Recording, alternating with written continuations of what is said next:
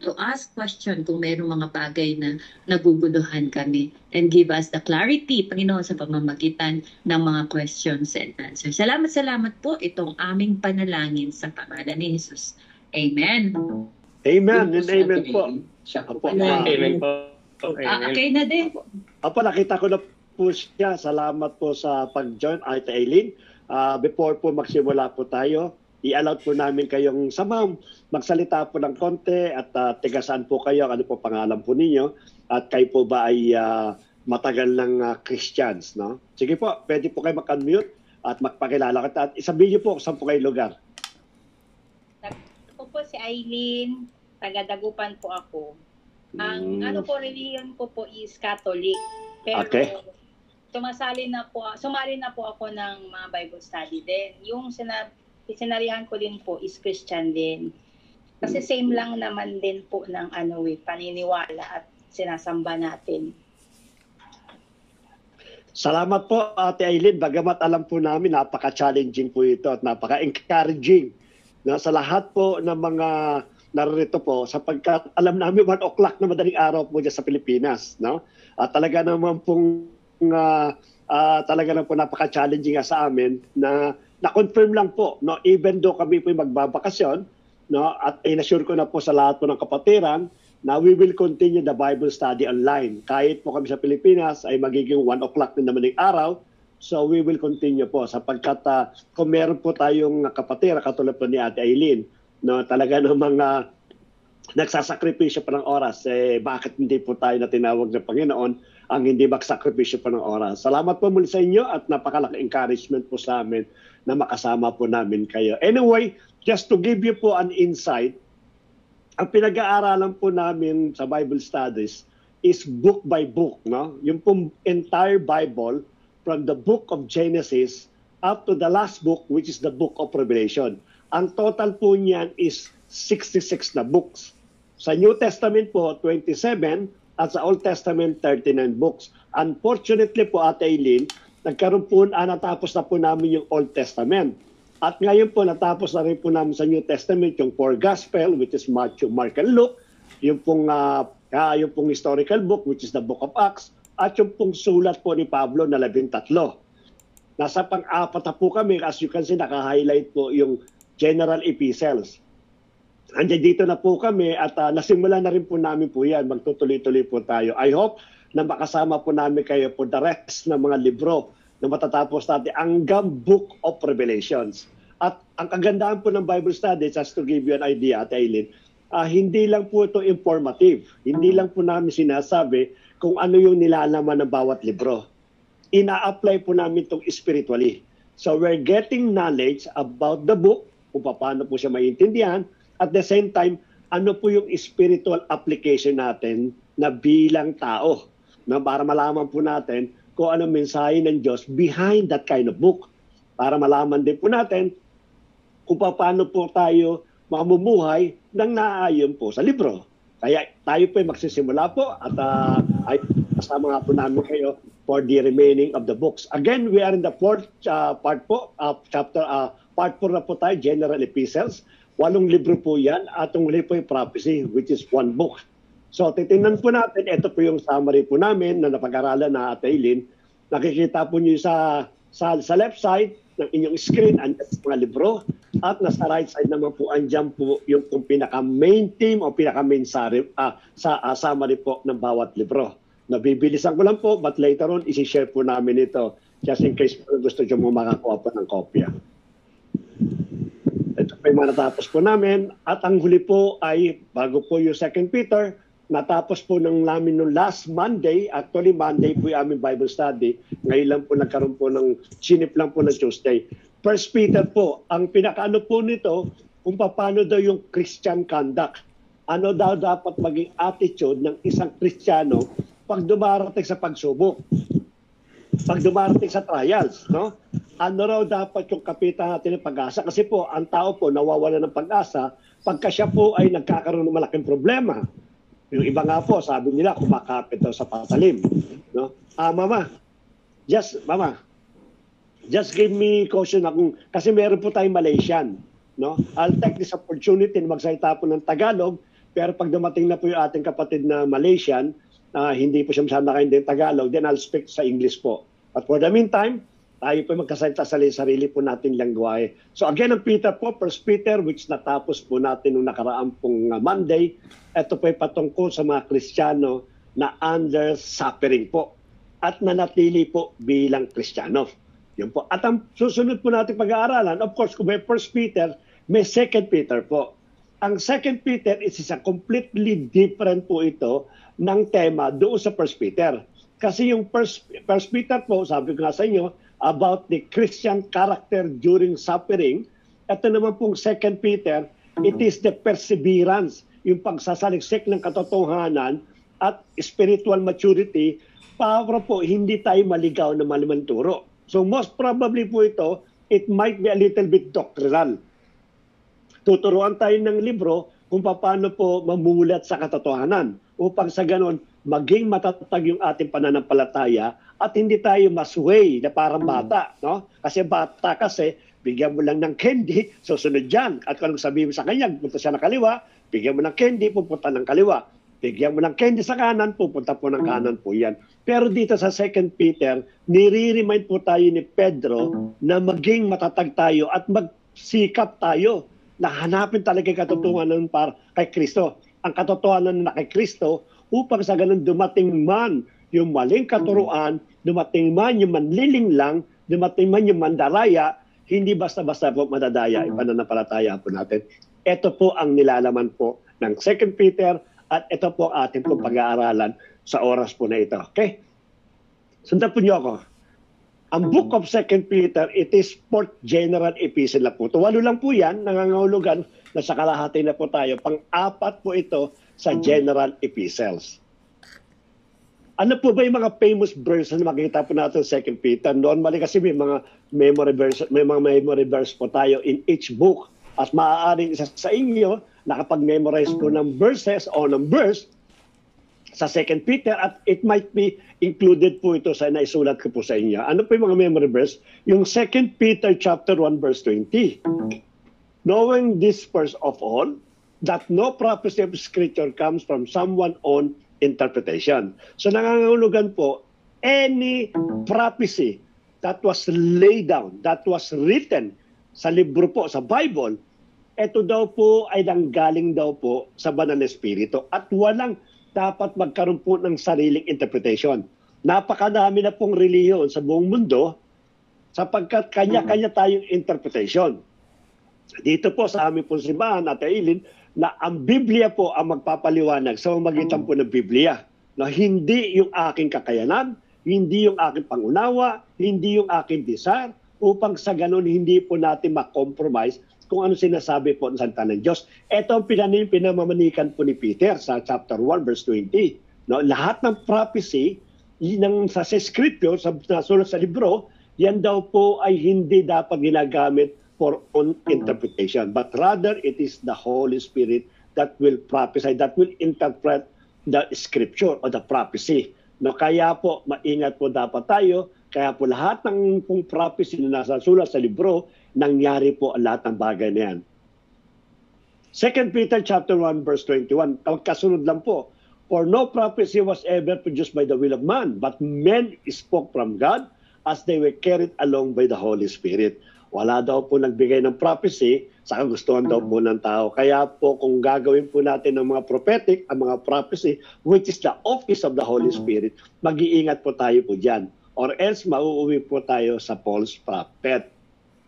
At hindi po natin sinasang-ayunan at hindi po natin kinakampihan o maayon doon sa mga nagpa-prophecy at hindi naman po nangyayari. Sapagkat sa Biblia po, wala pong prophecy na nanggaling sa Diyos na hindi po nangyayari po yan. Nangyari yan at mangyayari pa sa hinaharap.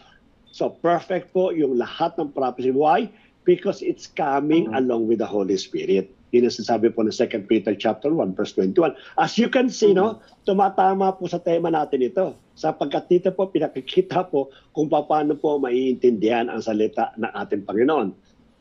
2 Peter chapter 9 verse 9, no? The Lord is not slow to speak at to fulfill His promise as some count slowness, but is patient toward you, not wishing that any should perish, but that all should reach repentance. Ang sabi daw po nila, ang tagal naman dumating ng Panginoon, namatay ng mga ninuno namin, nadidinig na namin yung second coming of the Lord Jesus Christ, second coming of the King, no? Yung King of Kings and the Lord of Lords. Matagal na, namatay ng mga ninuno namin. Bakit naman napakatagal? Hindi yata siya faithful sa kanyang mga promises.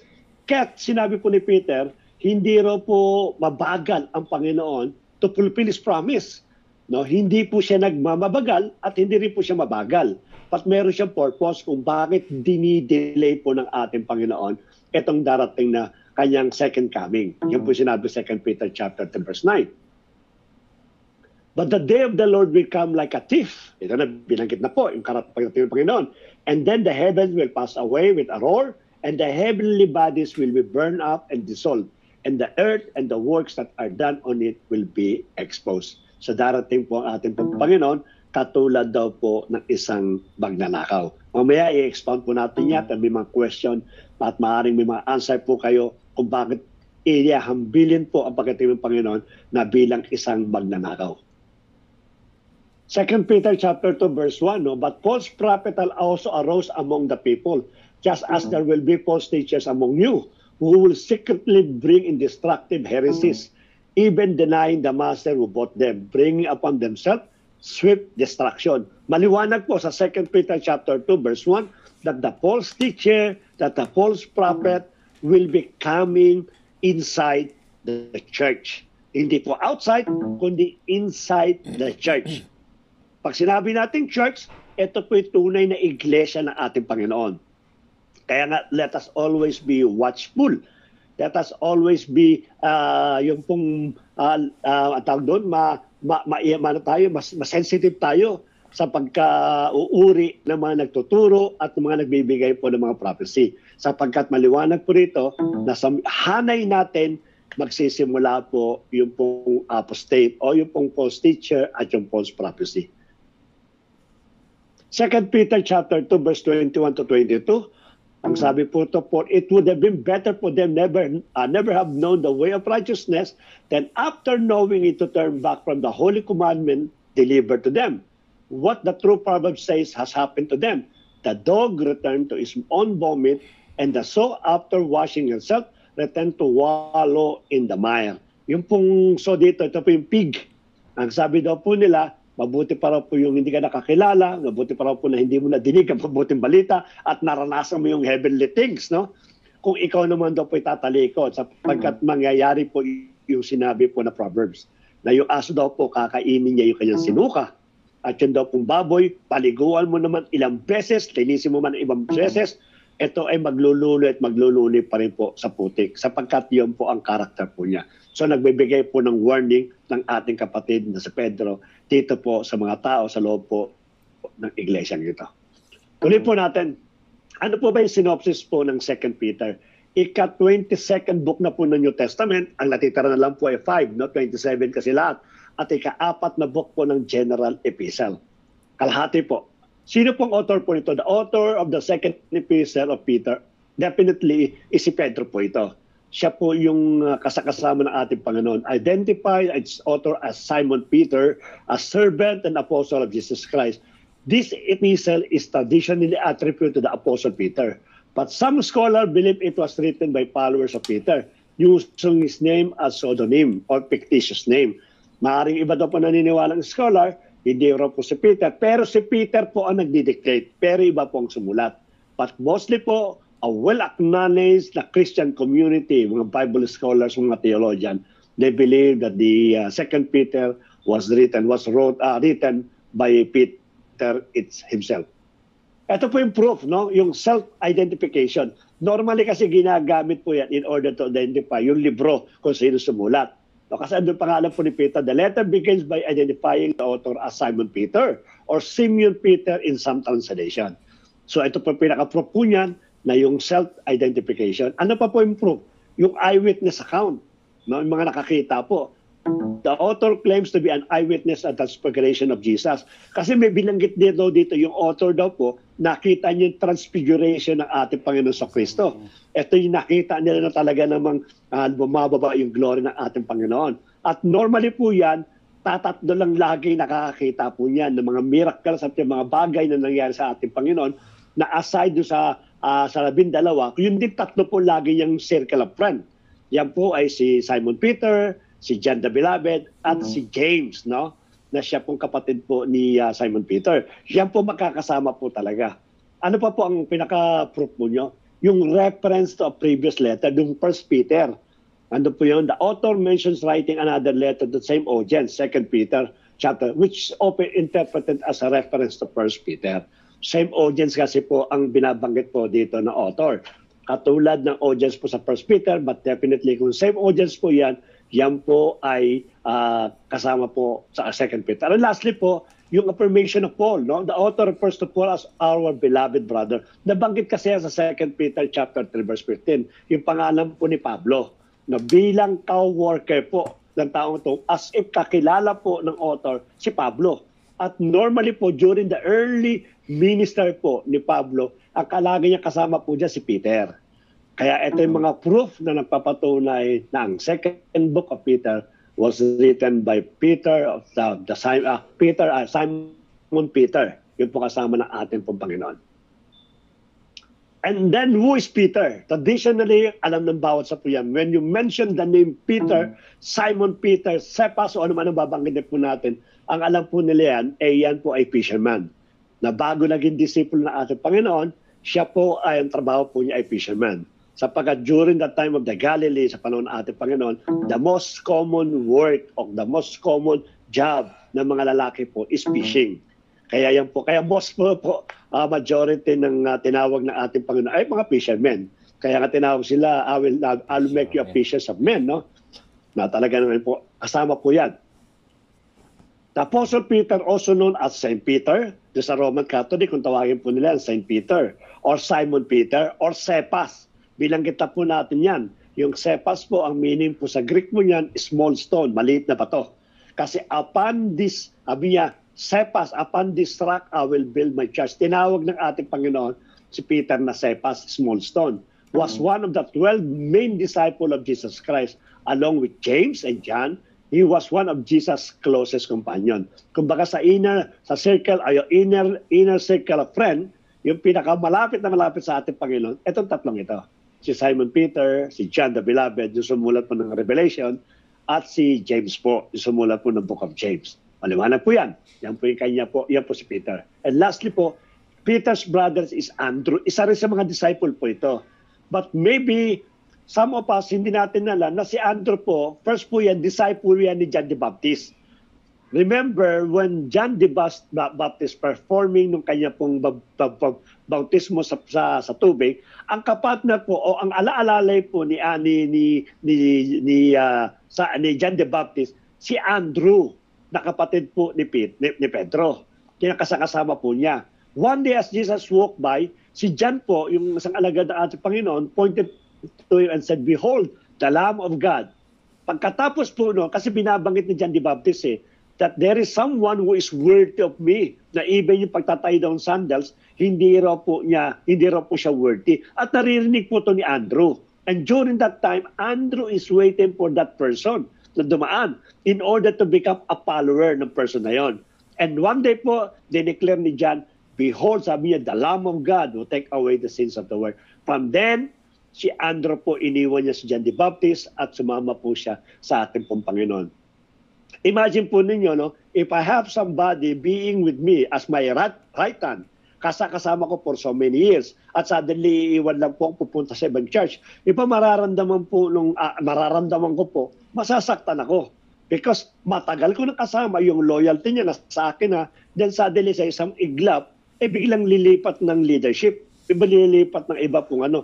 Pero hindi po gano'n naging damdamin po ni John the Baptist. Sapagkat alam niya, yung nilipatan po ni Andrew, it is worthy na sundan po bilang master. And if pagkakataon po na si John the Baptist po ay magkakaroon ng pagkakataon nga na maging disciple rin, I do believe even John the Baptist will follow the Lord Jesus Christ. But unfortunately, iba kasi yung calling po ni John the Baptist. His calling is only to prepare the way of the Messiah, hindi to become a disciple. Pero i-allow si Andrew po na maging kasama po ng ating Panginoon. So, one of the 12 original po, yung kapatid po ni Pedro, na si Andrew. Yan po yan. Yan po si Peter.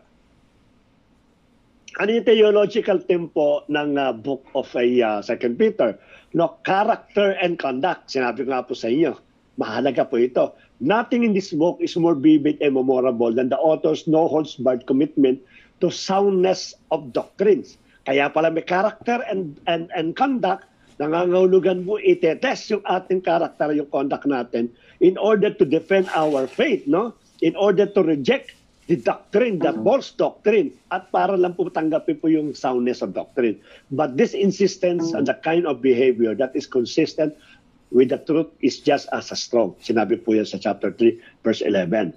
Ano pa? Consequences of ideas. Ano ibig sabihin po ito? As an insightful pastor, the writer of 2 Peter understands the allure of setting aside the belief in Christ as the coming judge. Certainly, the delay of Jesus' coming, which is a Greek word is parousia, yung second coming, no? And the force of hostile circumstances heighten the temptation to see the gospel as no more than an ethical framework for this world alone, with no eschatological dimension. But the author will have none of this.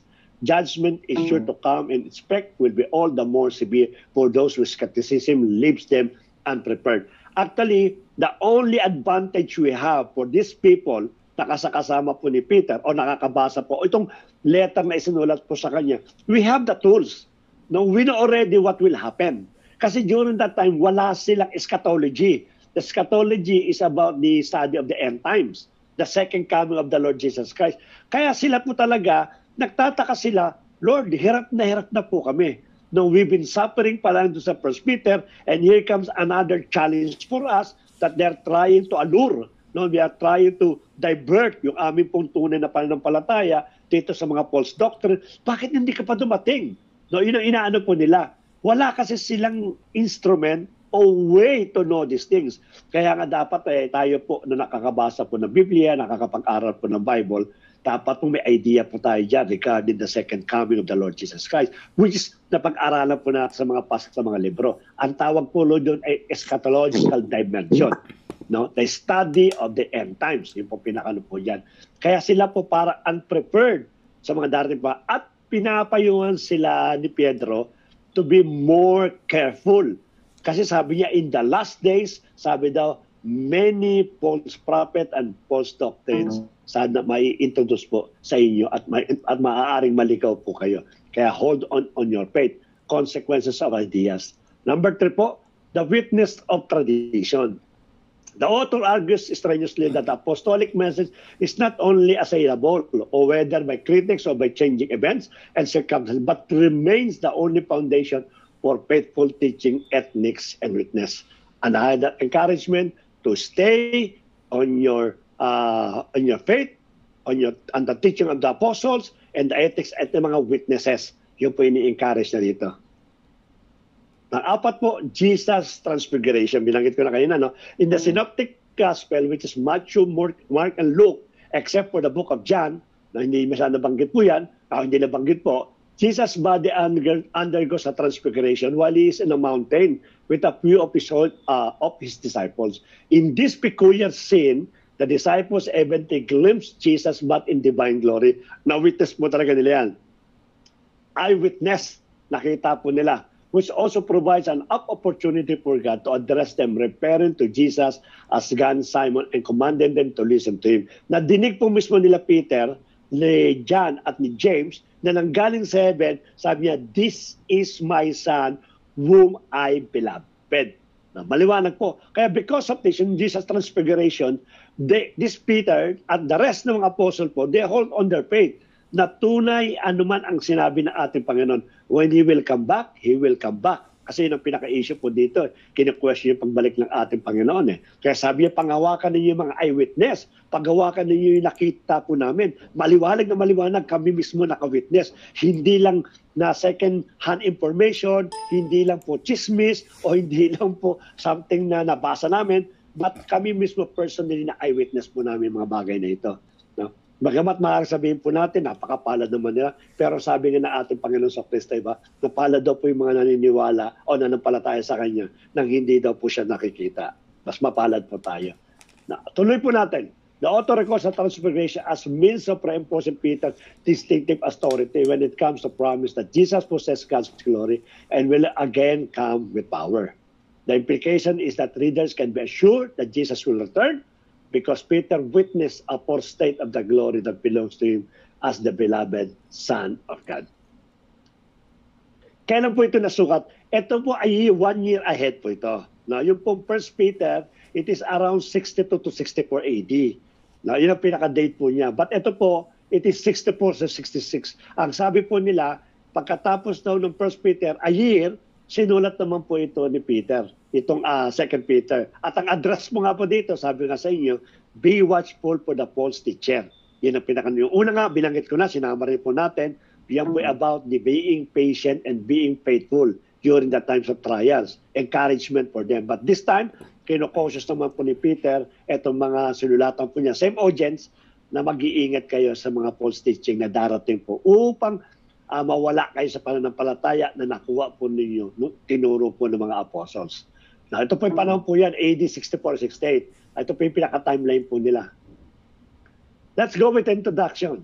This letter addressed to the same network of church as Peter's first letter. Parehong-parehong audience po yan. No? Most probably in Roma. Nasa Rome po yan, sinulat po yan. Those Christian and those churches in Rome, ito rin po yung pong napadalan po ng 2 Peter. And was likely sent from the same location in Rome. Ito nabanggit na po. Peter has become aware of the fact that he is going to die soon. Parang last and will and testament na po ni Peter po. Ito parang yung kay Titus, no? Yung nandaan nyo kay Paul. Tuling sulat na po yun, no? Ang sabi ito, and the evidence we have from the early studies is that Peter was executed by the Roman authorities during the reign of Emperor Nero. This letter acts as a Peter's farewell speech. He begins by challenging Jesus' followers to never stop growing. Dapat naman talaga yung maging objective natin. And this is the objective of the Bible study, to continually growing in the knowledge of the Lord Jesus Christ. Yun ang in-encourage po ni Peter po dito. Kaya nga, when we talk about the knowledge, when we talk about the maturity towards God, wala pong gumagraduate po dyan. We will continually study. Lahat po tayo estudyante. Lahat po tayo natututo. Sapagkat yung po mismo ang principle po ng Biblia. Continually revealing the glory of God. Kaya wala pong gumagraduate po ito. This is followed by 2 final warnings about the growing number of corrupt teachers who are leading Christians astray through their twisted way of life as well as by the distorted theology. In each of this section, Peter counters accusation made by these leaders against himself and the other apostle. His goal is to restore confidence and order to discharge communities. Sapagkat yan po, yung po chapter 1 at chapter 3, it pertains about the false teacher and false prophet na magra-rise up po within the church. Tatlo lang po ito, no? Divided, 3 chapters po yan, but it will be divided to 3 parts. The first one po, of course, yung encouragement toward to continue to grow. Yan yung lagi panawagan po niya. Yan yung kanya pong admonish doon sa mga sinusulatan po niya. Why? Because yung chapter 2 and chapter 3, it is a warning. No? In order for them to counter the false prophet and false teacher, kinakailangan daw po tayo to continue to grow. Magkaroon po tayo ng discernment of the Spirit, magkaroon po tayo ng wisdom, magkaroon po tayo ng knowledge, magkaroon po tayo ng mas malawak na pananampalataya at understanding about the Word of God. Kasi po imposible po, to be honest, before we continue sa part 2 at sa part 3 po, it is impossible for a Christian to understand and to discern yung pong mga false teacher and false prophet unless you know the Bible.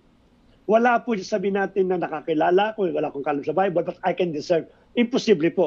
Discerning of the Spirit comes from the knowledge of the Word of God. No? And getting the knowledge of the Word of God is only by studying the Word of God. Kaya makakonekta po yan. No? Kaya pa sinabi, Lord, kinakailangan ko ng discerning spirit para malaman ko na ito bang si Pastor Bernard ay tama o hindi. Yung kanya ba tinuturo, tama o hindi. No? Hindi mo pwedeng hiling sa panalangin. You have to study the Word of God, understand the Word of God, interpret properly the Word of God, then before you ask for the gift of the Holy Spirit, yung discerning spirit. Sapagkat you have already the the ingredients, no, para makuha yung pong discerning spirit, and that is understanding deeply the Word of God. Ito po ngayon ang ginagawa po ni Peter, ini-encourage to continue grow, to continue study, meditate the Word of God, study the Word of God, listen to the Word of God. At ang part po, confronting corrupt teachers. After you've been equipped, you have to confront these corrupting teachers sapagkat they will damage not only your faith, maybe ikaw matatag na, but how about your brethren na napakabata pa sa pananampalataya. Kaya dapat po ito kino-confront, na? Kaya sa iglesyang ito, we will confront whatever teaching that is not belong to the Lord Jesus Christ. And of course, part 3 po, yung pinaka-chapter 3, God will bring His justice. Hindi magtatagal itong mga corrupt teachers na ito. There will be a time for them that God will judge them according sa kanila pong pinagagawa at panliligaw sa bawat mananampalataya. Kaya nga, let us always remember, yun daw pong nagme-message, nagtuturo ng Word of God, it will be more accountable. Mas malaki accountability niya when he's facing the Lord Jesus Christ. Because lahat ng sinasabi niya kung mali po yan, pagbabayaran niya po pagdating po sa harap ng ating pong Panginoon. Itong tatlong ito, ang siya mapag-aaralan po natin sa oras po na ito. Chapter 1, Encouragement Toward Continued Growth. Peter begins by reminding this church that through Jesus, God has invited people to become participants of His divine nature. That is, to share in God's own eternal life and love. This is an incredible gift that requires lifelong responsibility, continually growing. To receive this gift means a commitment to developing the same character traits that mark God's own divine nature. Moral goodness, knowledge, self-control, endurance, godliness, family affection. The final trait is love, compasses, and crowns all the others. According to Jesus, love means devoting oneself to the well-being of others, no matter the response or the cause involved. No, maliwanag, no? Ang sabi daw po dito, love means devoting oneself, not for yourself, but for the well-being of others. Kaya nga sabi niya, love your neighbor as you love yourself. Kasi reflection po yan. Hindi mo pwedeng protektahan yung sarili mo while damaging others. Hindi pag-ibig po yan. Kaya nga sabi natin, no, na sa marriage, ang sabi daw po nila is, wala na akong pag-ibig eh. Kaya naghahanap na ako ng ibang kapartner. Kasi yun lang naman kami nagsasama because of love. No? Pero actually, hindi totoo na wala yung love. Hindi mo lang naintindihan kung ano yung love. Kasi bakit po? Pagdating sa pag-ibig, sabi daw po dan, dinidevote mo yung sarili mo to the extent that you are forgetting yourself, that you are sacrificing yourself for the wellness of others. Hindi ba ganun ang ginawa ng ating Panginoong Kristo? Diba? Forgetting what He will feel, forgetting what damage ang mangyayari sa Kanya, but is concerned is the well-being, not actually not others, but the well-being of all the people. Yun po ang tunay na love. Yun po ang tinatawag natin na unconditional love. Kaya pag tayo po umiibig at sinasabi mahal natin yung ating asawa, mahal natin yung ating anak, mahal natin yun, huwag po nating limitahan. Kasi ilang beses na ako nagbigay ng pag-ibig, kanyan pa rin yung aking asawa, kanyan pa rin yung aking anak, nakakapagod na. No. Maliwanag po dito, devoting oneself to the well-being of others, no matter the response or the cause involved. Kahit nasasaktan ka, Pastor, para naman tayong martir naman tayo sa kanya. Most probably, ganun po pag-ibig. Hindi po ba ang ating Panginoon tinawag ng martir? Why? Because hindi niya isinama yung kanya pong damdamin when He wanted to show kung gaano niya kamahal ang bawat sa po sa atin. Yan po yung topic namin kanina sa vlog, the love of the Lord Jesus Christ. Now, you cannot really understand what is the meaning of love unless makita mo in God's perspective, in the Lord Jesus' perspective, kung ano pa meaning po ng pag-ibig. Peter continues on the state that letters purpose, and the purpose, it will act as a memorial of His teaching, passing its knowledge into later generations. As He knows, He won't be around much longer to give it in person. Additionally, before He dies, He wants to address the accusation being made by leaders who distort the teaching of Jesus, the apostles, which is in chapter 2 and chapter 3 po yun. Tuloy po natin. Peter first addresses an objection repeated by skeptic presence and future. that Peter and the apostle fabricated everything Jesus being the risen King of the world and the future return. Mali ang tinuturo ni Peter. Yun ang tinuturo po ng mga false teacher. Yun ang ini-introduce ngayon sa loob ng iglesia na mismo maaaring si Peter ang nagsimula o si Pablo ang nagsimula. No? Yung risen King, hindi totoo yan. Walang nabuhay. Kunya-kunyari lang. Yung darating, hindi rin po totoo yan. Kung dumating, bakit ang gaya? Wala pa. Yan ang mga ini-introduce, which is normally it happened nowadays. No? They're mocking actually the teaching of the second coming of the Lord Jesus Christ. Inahamak po nila yan. And it happened. Yan daw po mangyayari. To counter this claim, Peter offers his eyewitness testimony of the powerful moment of Jesus' transformation on the mountain, where the apostles saw Jesus exalted as king. His resurrection means that he is alive as king and will return to rescue our world one day. Furthermore, Jesus' future return to bring God's kingdom will fulfill what the ancient scriptures have been pointing to all along. The words of the Old Testament prophets are not fabricated fantasies, but through the human words of the scripture and through the human Jesus, God himself has spoken to us. It is really an eyewitness that we have to hold on. Nakita po nila nabuhay ang ating Panginoon. Nakita po nila yung transfiguration, yung holiness ng ating Panginoon. Kaya sila po'y buong buo. Itiwala nila na anuman sinabi ng ating Panginoon siya darating at darating po siya. Sapagkat yun ang nakikita at na-witness po namin na nakasama po niya. Then ito na yung chapter 2, confronting corrupt teachers. In chapter 2, Peter moves on to address the corrupt teachers' way of life. This is inside the church, not outside. Hindi ito yung mga unbeliever na biglang papasok sa iglesia para manggulo. Hindi po. Mag-create po sa loob ng iglesia pagkat they are also member of the church, which is connected to another objection. These leaders deny the idea of a final reckoning, a time when God will hold all people accountable for their choices. This denial conveniently allows them to ignore Jesus' teaching about money and sex as they are shamelessly sleeping around and making tons of profit by teaching in churches. Nagtuturo daw po, nagpa-profit. No, maaari ito ay mga nagagamit na mga ninagamit nila yung iglesia ng ating Panginoon in order to gain something. Meron po silang hidden agenda. At the same time, nagtuturo po sila ng pre-sex. Na walang masama daw po yung sa pre-sex. Yun po yung kanilang tinuturo dito. Ano pa po yung kanilang tinuturo? Peter recalls 3 ancient examples when God brought his justice against such rebellion. Yung sinabi po niya, nung sex at yung pagkikita po ng pera. In the first example, he mentioned the story of the sons of God in Genesis chapter 6. And it was interpreted in a popular Jewish work called yung first Enoch. Wala kasi tayong Enoch, we never accept and we never acknowledge that the Enoch, the book of Enoch, is part of the Bible. But if you have some time, if you have times, you can read it also. Maganda rin yan, yung sabi sa amin, marami rin daw po mga wisdom ito sa book of Enoch.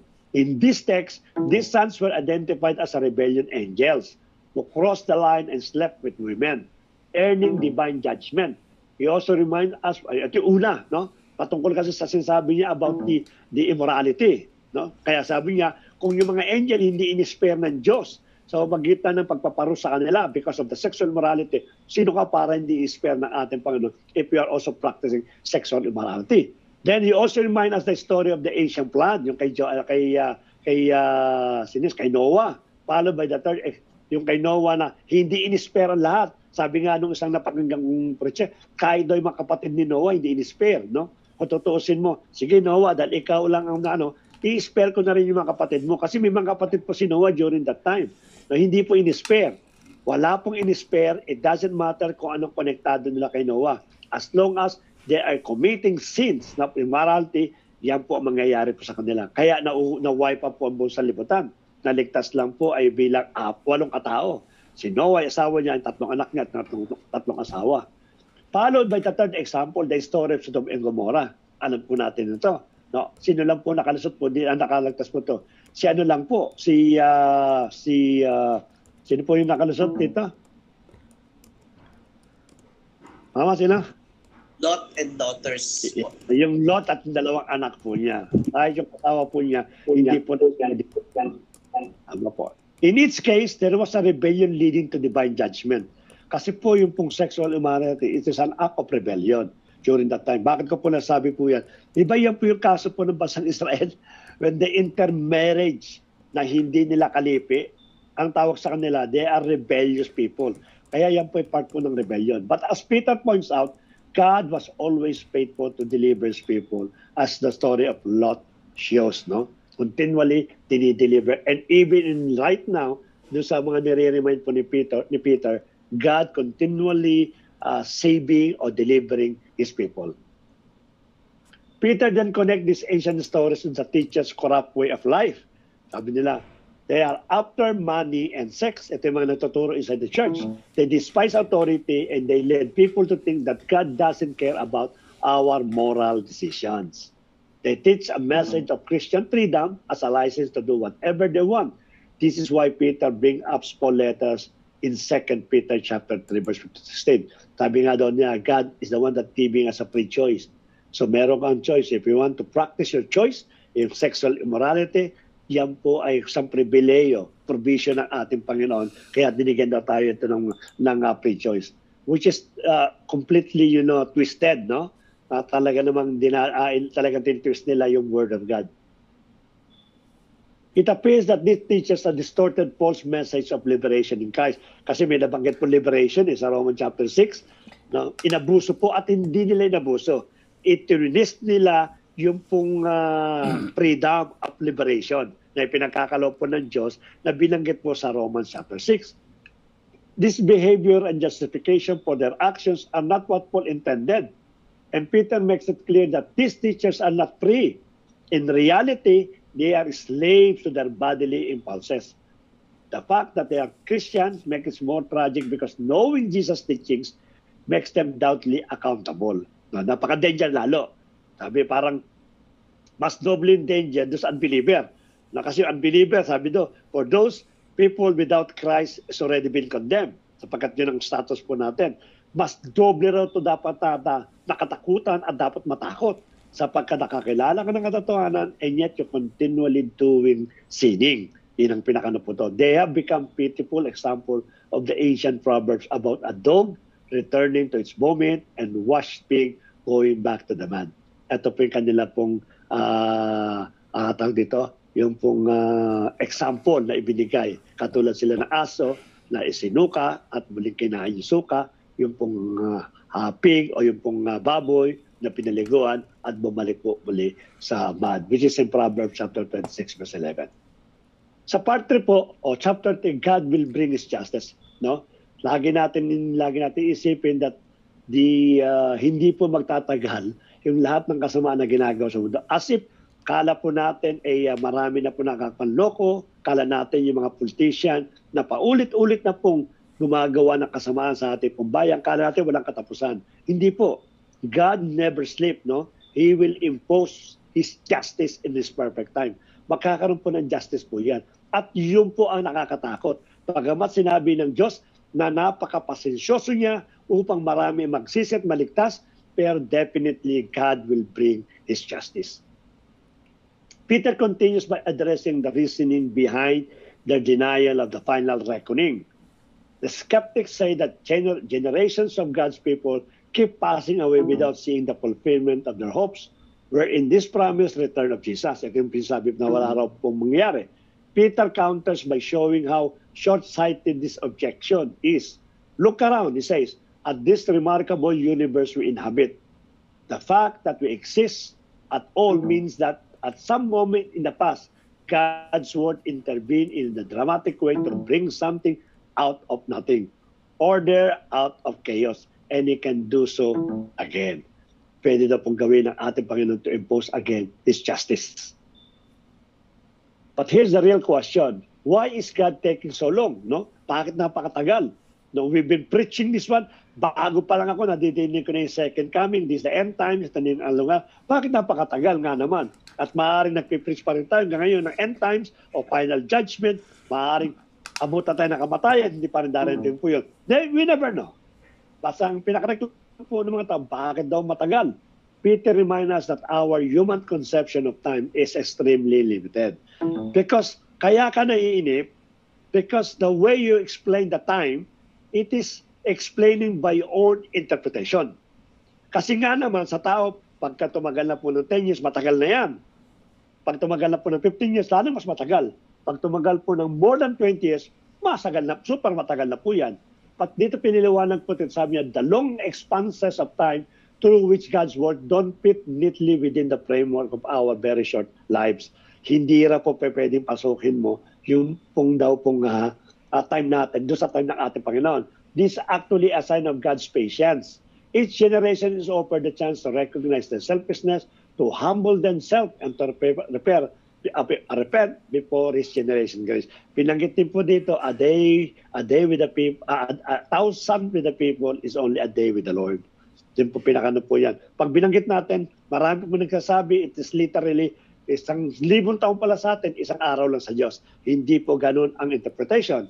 Sinasabi lang po natin dito, you cannot contain or you cannot declare kung gaano katagal, kabilis, sapagkat yung time frame ng ating Panginoon, hindi mo payang sukatin po yon.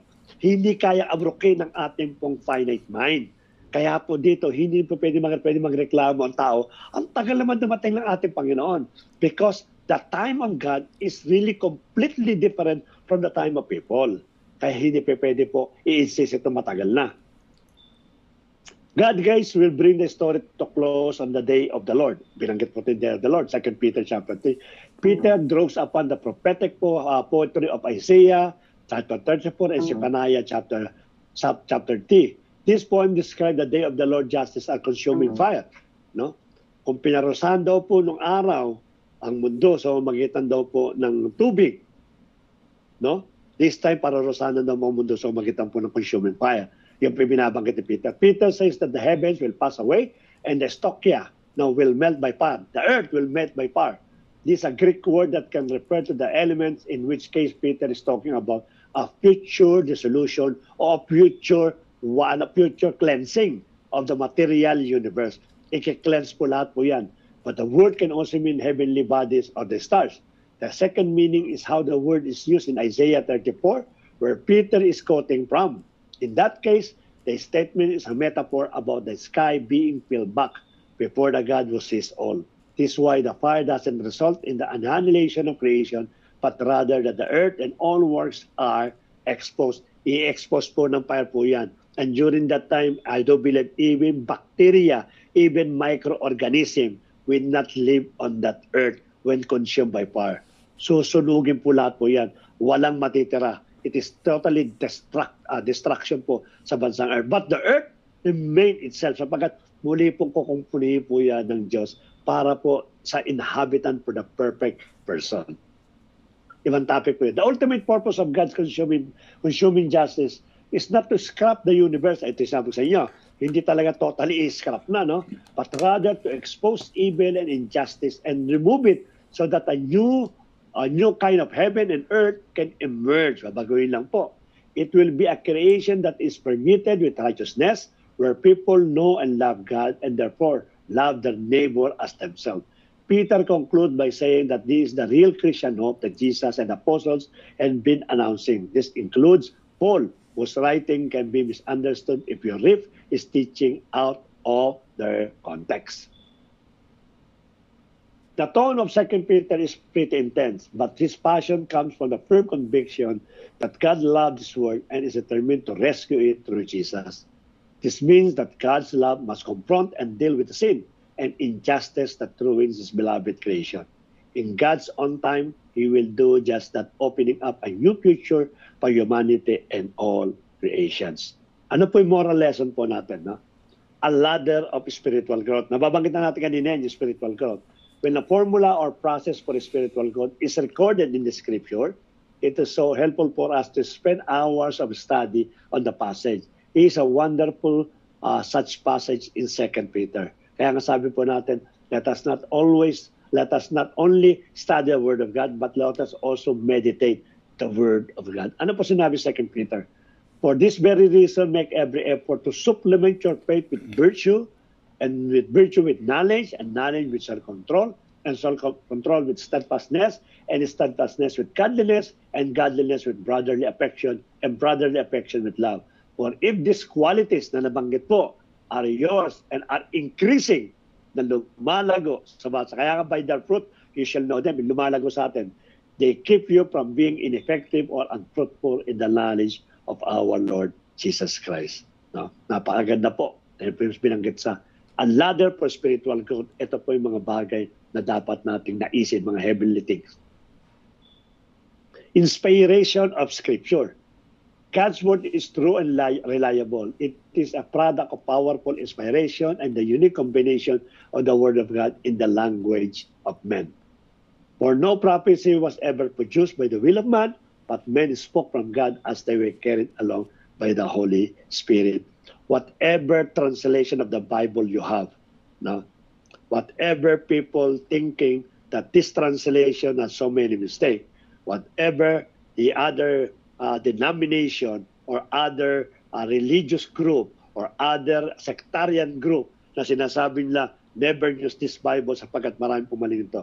No, let us always believe that all the scriptures, no, is really it is carried along by the Holy Spirit. No, it's a matter lamang pong pinakano. Maaari pong in writing, in interpretation, there's some what they call this, yung pong mali, maaari yung kanyang pagkakaintindi sa pinakano. But the concept, no, but the character and also the themes and also the message na naiintindihan mo na about sa puso natin, it is really inspired by the Holy Spirit. So we must pay careful attention to all that is written. Admittedly, many passages are difficult to understand. Ito yung binabanggit po natin. And this is the reason why we keep on studying. Talagang aminin man natin kahit po ako, sometimes difficult for me to understand the word. No, kaya gumagamit po ako ng commentary, gumagamit po ako ng way how to interpret and how to understand itong mga bagay na ito. Hindi naman pag nagbasa ng Bible, ng passages, okay na. No, may mga bagay talagang very difficult to understand. At ang sabi nito, and we might even wonder why they are in the Bible. Some passages can only be understood when we reach a certain level of spiritual maturity and insight. Now, some daw, maintindihan daw po natin yung katulad. Halimbawa, sinabi sa inyo, the book of Esther, no? The book of Song of Solomon. Wala namang binabanggit na God doon. Puro pag-ibig yun. Bakit gagamit? Sabi pa natin, why it's included in the Bible? Wala namang God na puro pag-ibig lang ang pinakano po doon. But there is a spiritual message behind that message. Katulad po nung nangyari po nung paliwanag natin nakaraan. No, nag-asawa po siya ng prostitute. It is God Himself na nag-order na asawain niya po isang prostitute. Ano pong purpose po nito? Isang propeta ng ating Panginoon. Anong purpose po niya? Because there is a spiritual message behind that kind of marriage. Kaya kung tindi mo, bakit ko gagawin ito? Parang nonsense naman. Parang hindi naman ano na ito. No? Hindi po natin maintindihan unless we reach some level of spiritual maturity and insight. But every word is there for us to understand God and His plans for His creation. God's patience and timing. I have been reading about the incredible world of physics, lately general and special relativity, quantum physics, and superstring theory. It is amazing how fluid time can be under some of these theories. Ang sabi ito, but do not overlook this as one fact. Huwag ka raw tumingin sa isang fact lang, no? Ito yung katotohanan, ito lang yan. Hindi po. Sabi niya, that with the Lord, one day is 1,000 years, and 1,000 years as one day. No? Tama nga naman. Ito reality, talagang isang araw, 24 hours, isang araw sa atin yun. No? Tama po, pero wag daw po natin i-focus daw po yan. Sapagkat binanggit po dito na yung 1,000 days daw it's only one day for the Lord. The Lord is not slow to fulfill His promise as some count slowness, but is patient towards you, not wishing that any should perish, but that all should reach repentance. Yun pong purpose po niya. God's timing is remarkably different than ours. We tend to want things now. He tends to wait for the perfect time. It's always a blessing when we can synchronize up to His timing. Lagi na natin nakasynchronize po yan. God bless po, and see you po next Monday in my Philippine time. No? Sa Philippines time na po yan. Sa next Monday po. Actually, Tuesday po na madaling araw naman po doon. God bless po. Okay.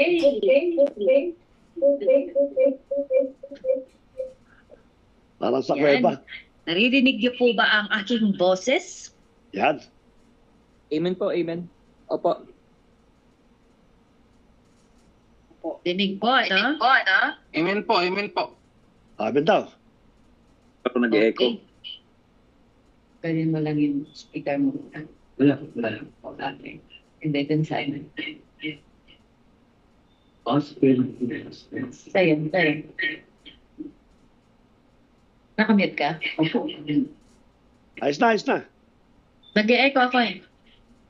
Hindi na. Hindi? Okay. So, sige. So, ngayon, naintindihan natin itong book of ano ako sa boses ko. 2 Peter. Yeah. Okay, so ano ako dun sa boses ko. Anyway, sige, maraming salamat Pastor Bernard sa pagtuturo ng second book ng Peter. Napakaganda, no? At medyo napakalalim ng second Peter. Ang nakita ko lang dito is yung God's patience and God's timing.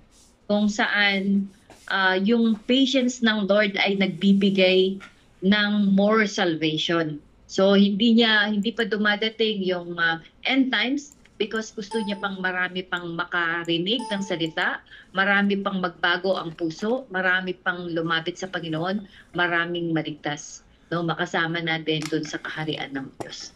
So so much for that. I do believe na maliwanag na ipaliwanag ni Pastor Bernard. So let's go with the first question para hindi tayo gabihin. Question number 1. Yes, no. Okay, first question. 2 Peter 3 verse 9 states that God is patient, kakabanggit ko lang, not wishing that any should perish, but that all should reach repentance. This verse is sometimes cited in debates about doctrine of universality, the idea that all will be eventually be saved. So, tama nga naman po kasi ginamit yung word na all. So, masyado silang nagbigay ng emphasis dun sa word na all na yung universality po na lahat ng tao ay pupunta sa langit. Wala daw po pupunta sa impyerno. Mali. Ano pong masasabi nyo dito? Ano pong pagkaunawa nyo dito? Tama po ba na yung word na all dito ay lahat ay maliligtas? Lahat ay pupunta sa kalangitan at walang pupunta sa impyerno? Sige po, mag-unmute ang gustong sumagot. Angkop lang po yan sa magkusang mag-repent kay God. Angkop lang po yan, hindi doon sa mga ayaw na mag-repent kay God. Yun lang po. Ay. Okay, thank you po Kuya Manny. Sino pa po?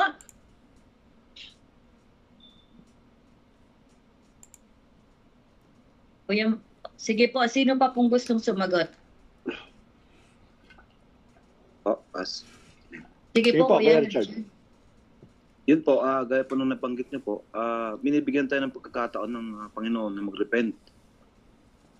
And then, yun nga po, since binibigyan tayo ng pagkakataon ng Panginoon mag-repent, saka binibigyan tayo ng yun nga, nabanggit niyo po, timing para makapagbago, para makapagsisi mga ginagawa po natin na hindi kalugod-lugod sa Panginoon. Then doon po sa sinabi niyo po na lahat po yung maliligtas. Doon po papasok yung sa John 3:16 Kaya nga po binigyan niya po ng binigay sa atin yung bugtong na anak para po tayo ay matubos sa ating mga kasalanan. But still ka gumagawa ng hindi maganda or hindi kalugod sa Panginoon, parang binibigyan ka pa niya ng timing na magkaroon tayo ng ang tawag doon po level of spiritual maturity. Kaya yun po sa akin na pass. Maraming salamat po. Maraming salamat po, Kuya Richard. Tama nga naman no? Sabi niya, for God so loved the world. So yung term na world doon is lahat, buong mundo. Lahat ng nabubuhay dito sa lupa ay ibinigay ang bugtong na anak. For God so loved the world, sabi ganyan. Pero may kasunod, that whosoever believed in Him, whosoever, kung sino lang ang mananampalataya sa Kanya, ang siya lamang maliligtas. So yung word na all dito, yun lamang nanampalataya ang siyang maliligtas. Yung all ay ibinigay na pagkakataon sa lahat na manampalataya, kung sino ngayon ang magbibigay, magte-take heed dun sa ibinigay ng Panginoon, sinong mananampalataya, siya lamang ang maliligtas. So ito po yung napakagandang pagita sa lahat, sa buong mundo, na yung offer for salvation is for all. No? Yung pagkamatay ng Panginoon is for all. Pero whosoever, no, kung sino lang ang siyang mananampalataya, ang siyang maliligtas. Okay, sino pa pong gustong magdagdag?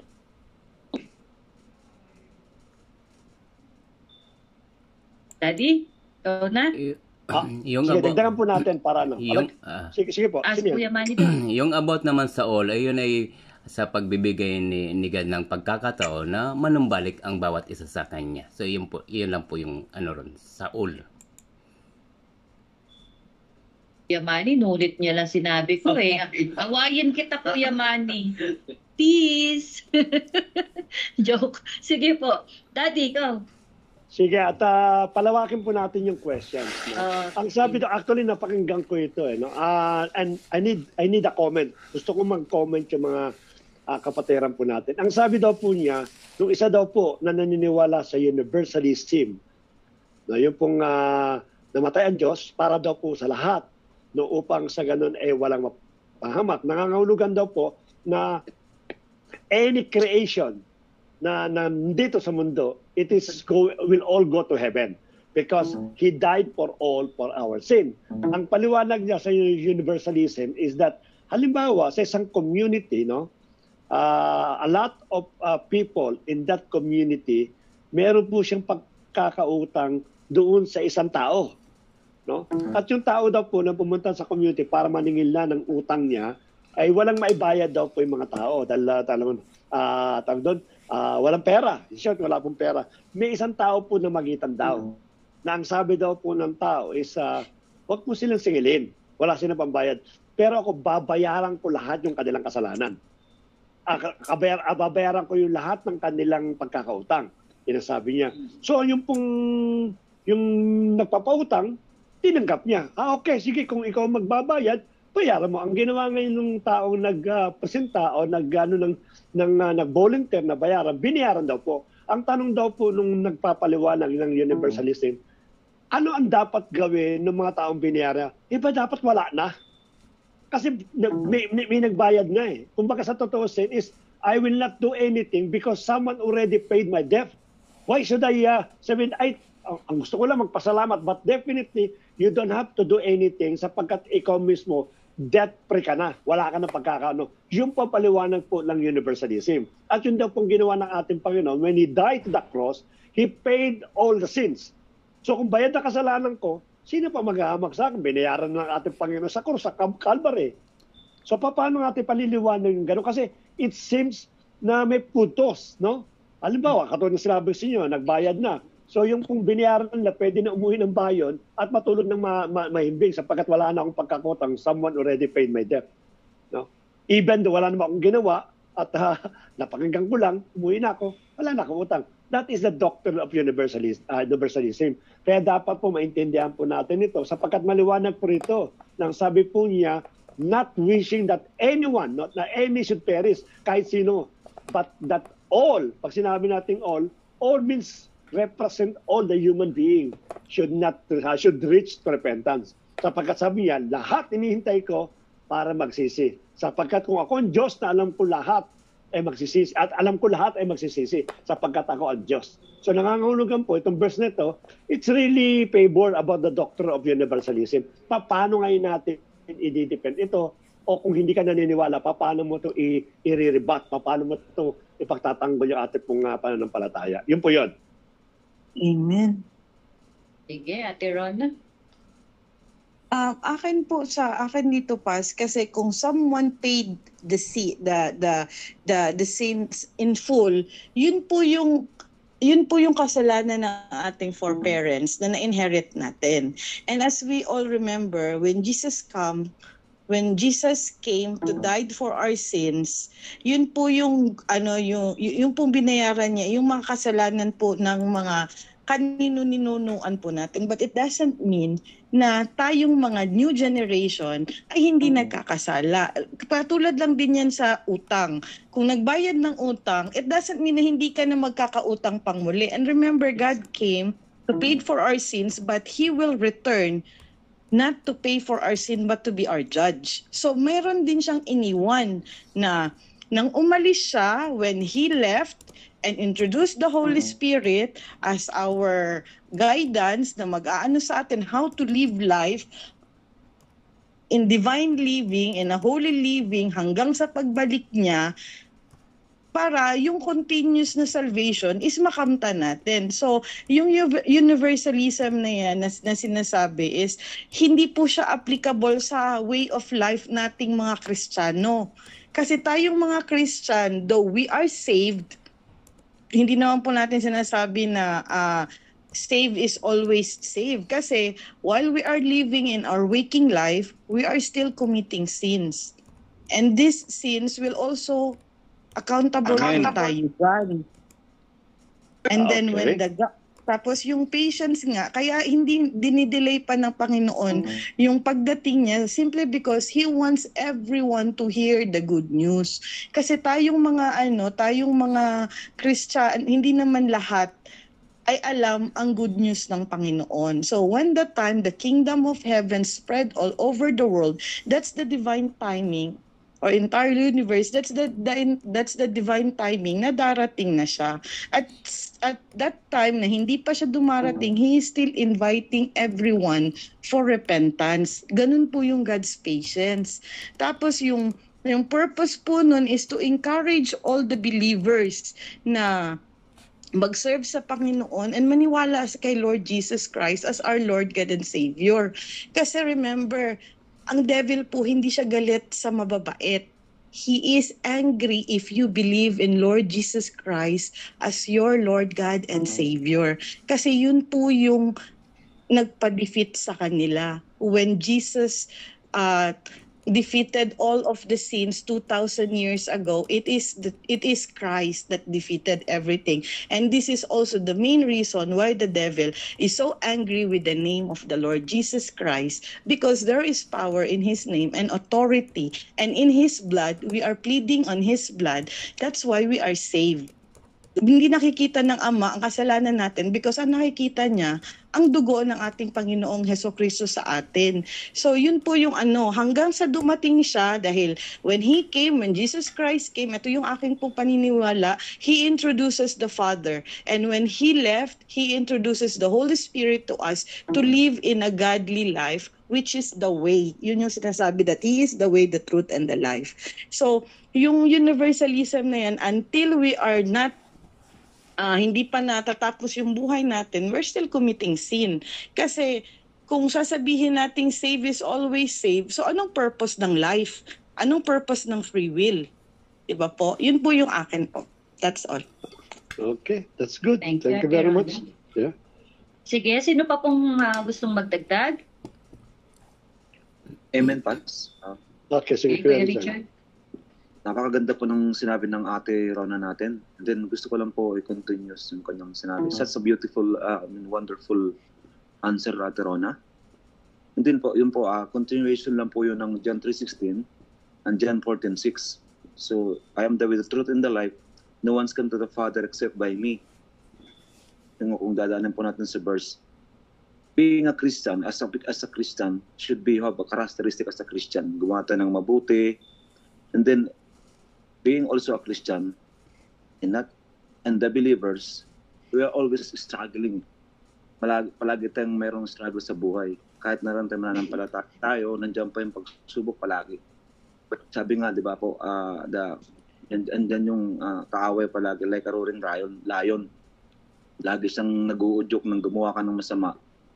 Which is, mananampalataya tayo. Pero lagi siyang bumubulong, lagi siyang nandyan para bigyan tayo ng pagsubok nagmumula sa ating kaaway. So which is, pag tayo Christian naman, napipigilan po natin na makagawa ng hindi tama. So yun po ang pinakamagandang paliwanag natin ron. Napaganda po yun, being a Christian. So, yun lang po. Kasi ang God's not, ang Panginoon po kasi talaga may timing. Binibigyan tayo ng pagkakataon niya makapagsisi. Ano po pa ang halaga ng ating ano po ba ang pagiging mahalaga ng ating pagkilala sa Panginoon kung kinikilala natin siya and still we're doing bad things against with Him. Yun lang po sa akin, Pas. Dudugtong ko lang po. Maraming salamat po. Salamat po, Kuya Richard. Sige po. Amen, Pas. Sige, Kuya Reagan po. O parang ano, Pas, no? Yung sa nakaraan din, parang hango rin sa Calvinism, yung tawag nito, predestined. Opo, kasi sabi niya dito, pero sabi naman dun sa, ano, di ba, sa 2 Timothy, na 1 Timothy 2:4, nais niyang maligtas ang lahat ng tao at malaman ang katotohanan. So, sino po yung nais maligtas ang lahat ng tao? Ang Panginoon din po, di ba? Dahil sabi nga doon, He make us as His own image. Tama po. So, ibig sabihin, meron ding naghihiwalay sa atin sa kaligtasan na yun yung kamatayan na life. No? Habang buhay na kamatayan, tama po. So, mali nga itong pagkakaano nila sa predestined or yung Calvinism or yung universalism na to. Yung pagkakaintindi nila or yung doctrine na to, Pas, no? Kasi mawawala yung saysay ng ginawa ng Panginoon dun sa John 3:16. Kung babagsak tayo dito sa universalism na lahat ay maliligtas, lahat. Pero lahat naman talaga gusto ng Panginoon is makaabot sa kalwalatian niya. Pero hindi lahat talaga ay mangyayari dahil meron mga kakaliwa. So yun lang po.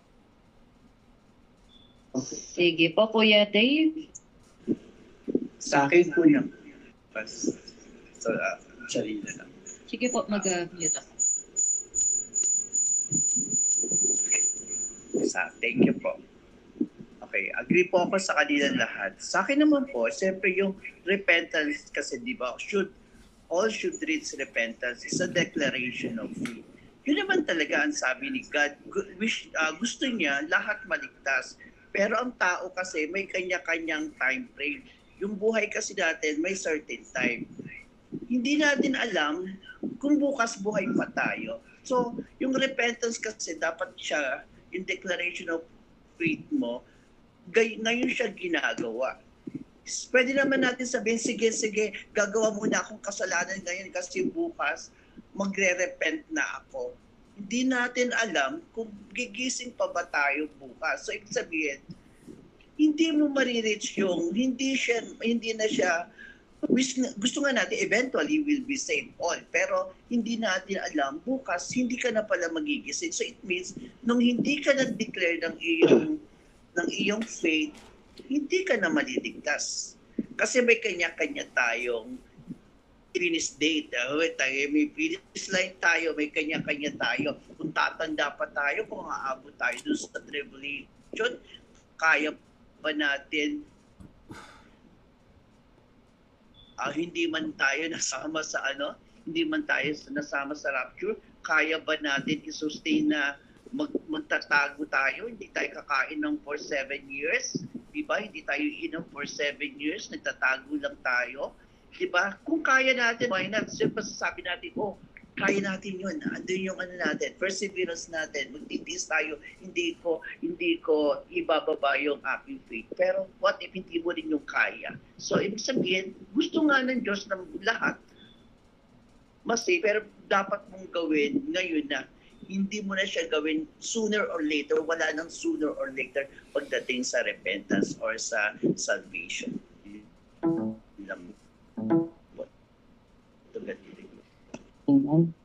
Hello po. Opo, Kuya Jomel. Opo, Pas. Thank you po, thank you. Yung question, Kuya yung question, sorry. yes po. Yung question ko ba is kung tama yung universalism na doctrine? Opo, isa po yun. Based on 2 Peter 3:9.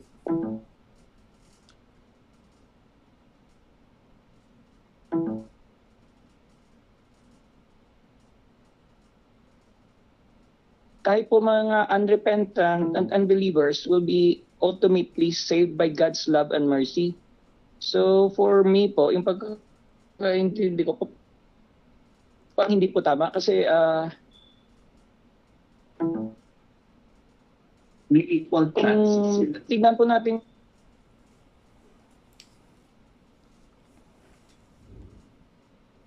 yung 2 Peter Second Peter chapter 1 verse 5 to 7 kasi pinost ko po ito, naalala ko lang. So the very reason why we should make effort for our faith to have knowledge, and knowledge to perseverance, perseverance to godliness, godliness to mutual affection to love. So dito po nag-encourage po na kailangan po magbunga po tayo eh. So kung magbunga po tayo, so ibig sabihin hindi na po tayo makasalanan kasi nag-grow yung faith natin eh. But in universalism, kahit po hindi nag-grow yung faith mo kasi it was stated there that unrepentant and the sinner ka pa rin masisave. So parang conflict po siya. So for me, hindi po siya tama po as Okay, salamat po Kuya Jomel. Universalism is not hindi po tama 'yon. Yes, Your Honor. Ayun pa, yes, Your Honor. Yes, Your Honor. Yes, Your Honor. I second the motion. Sige po. At saka, remember, kailangan po din nating maintindihan na even in 2 Peter, nakastate po din doon na tayong mga Christian, we have to be Bereans and vigilant sa pagdating ng Day of the Lord. Kasi may mga warnings din po sa Scripture. So it's not, sa mga warnings pa lang, it's a fact na hindi tayo saved and always been saved. Dahil binibigyan tayo ng chance ng Panginoon na mag-repent and to go back to Him and witness in action. Hindi pwede yung na-save ka na dahil alam mo may nagbayad na ng kasalanan mo, maglulunoy ka pa rin sa kasalanan. So anong purpose ng Holy Spirit sa atin? And isa ka pa, yan yung pinaka-big blasphemy na unforgivable sin if you will grieve the Holy Spirit. So the fact that the Holy Spirit is with us, and there is a lot of warnings in the Bibles about the day of the Lord. When He comes, it will be the full judgment.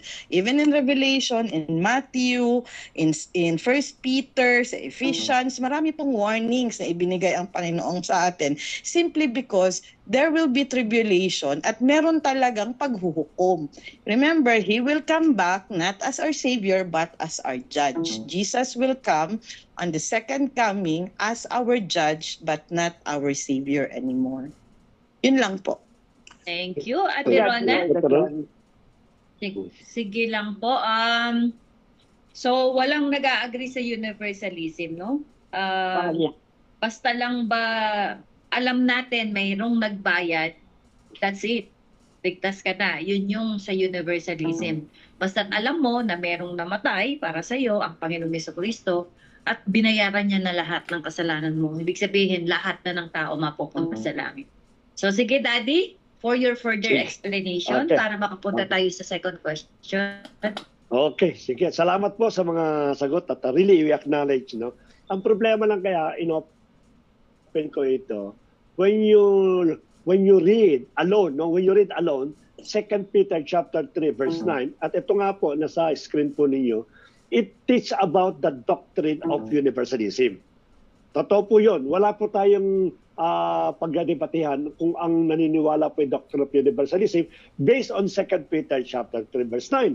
Sapagkat maliwanag po, inihintay ng Diyos ang lahat para sa kanya pong pagsisisi bago siya dumating. So nangangahulugan, pa sinabi natin hintay lahat, nangangahulugan lahat ay maliligtas. Base lang po doon, no? Maliwanag po doon. Pero I'll go with Sister Rona. Maganda kasi binanggit niya. No, kaya nga sabi natin, we have to study the book itself, yung kanya pong theme at yung kanya pong context. Kasi po, tama yung binanggit kanina ni Ate Rona na how come na nagtuturo ka ng universalism, pero the rest ng chapter 1 to chapter 3, nagwa-warning ka. Diba? anong sense na mag-warning ka kung alam mo pala universalism? Diba? It doesn't make sense. Para sa pa yung purpose mo ng warning na madidisip ka ng mga false teacher, at the end of the day naman pala, ihingi ka rin ng tao, pupunta ka rin ng langit. No, yung pinakano po. But let us study kasi itong 2 Peter chapter 3 verse 9, no? Kasi normally kasi mga universalism is just other type of religion, religion group of mga denominational, they just pick up the verse and immediately explain by their own. No? Kaya katulad ng ginagawa po nito.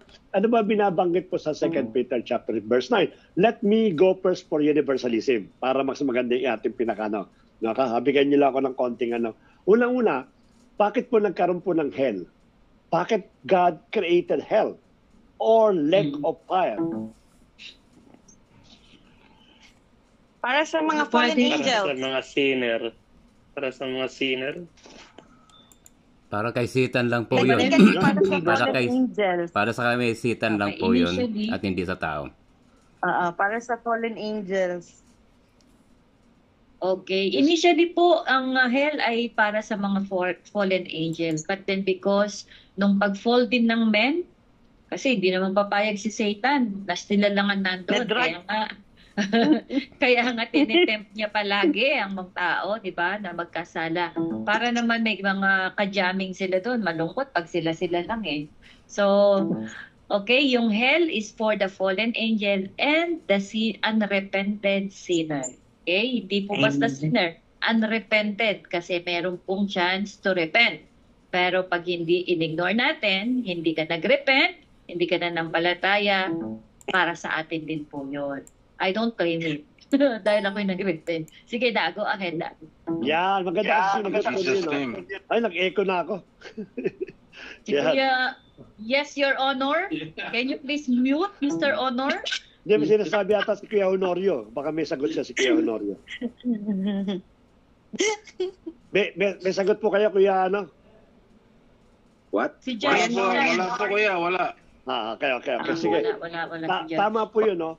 Marami po naniniwala, and also for me, I believe that the hell or the lake of fire was created before the creation of human. Kasi yun ang naging contentment ng mga rebellious angel, binanggit po ninyo.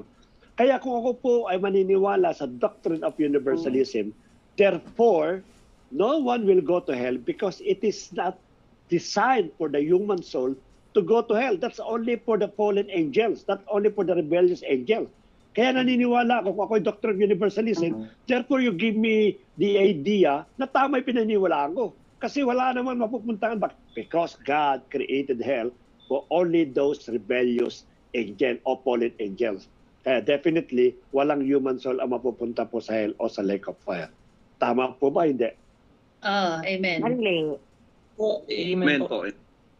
So meaning, the doctrine of universalism is correct. No, it's not. No, it's not. Of course not.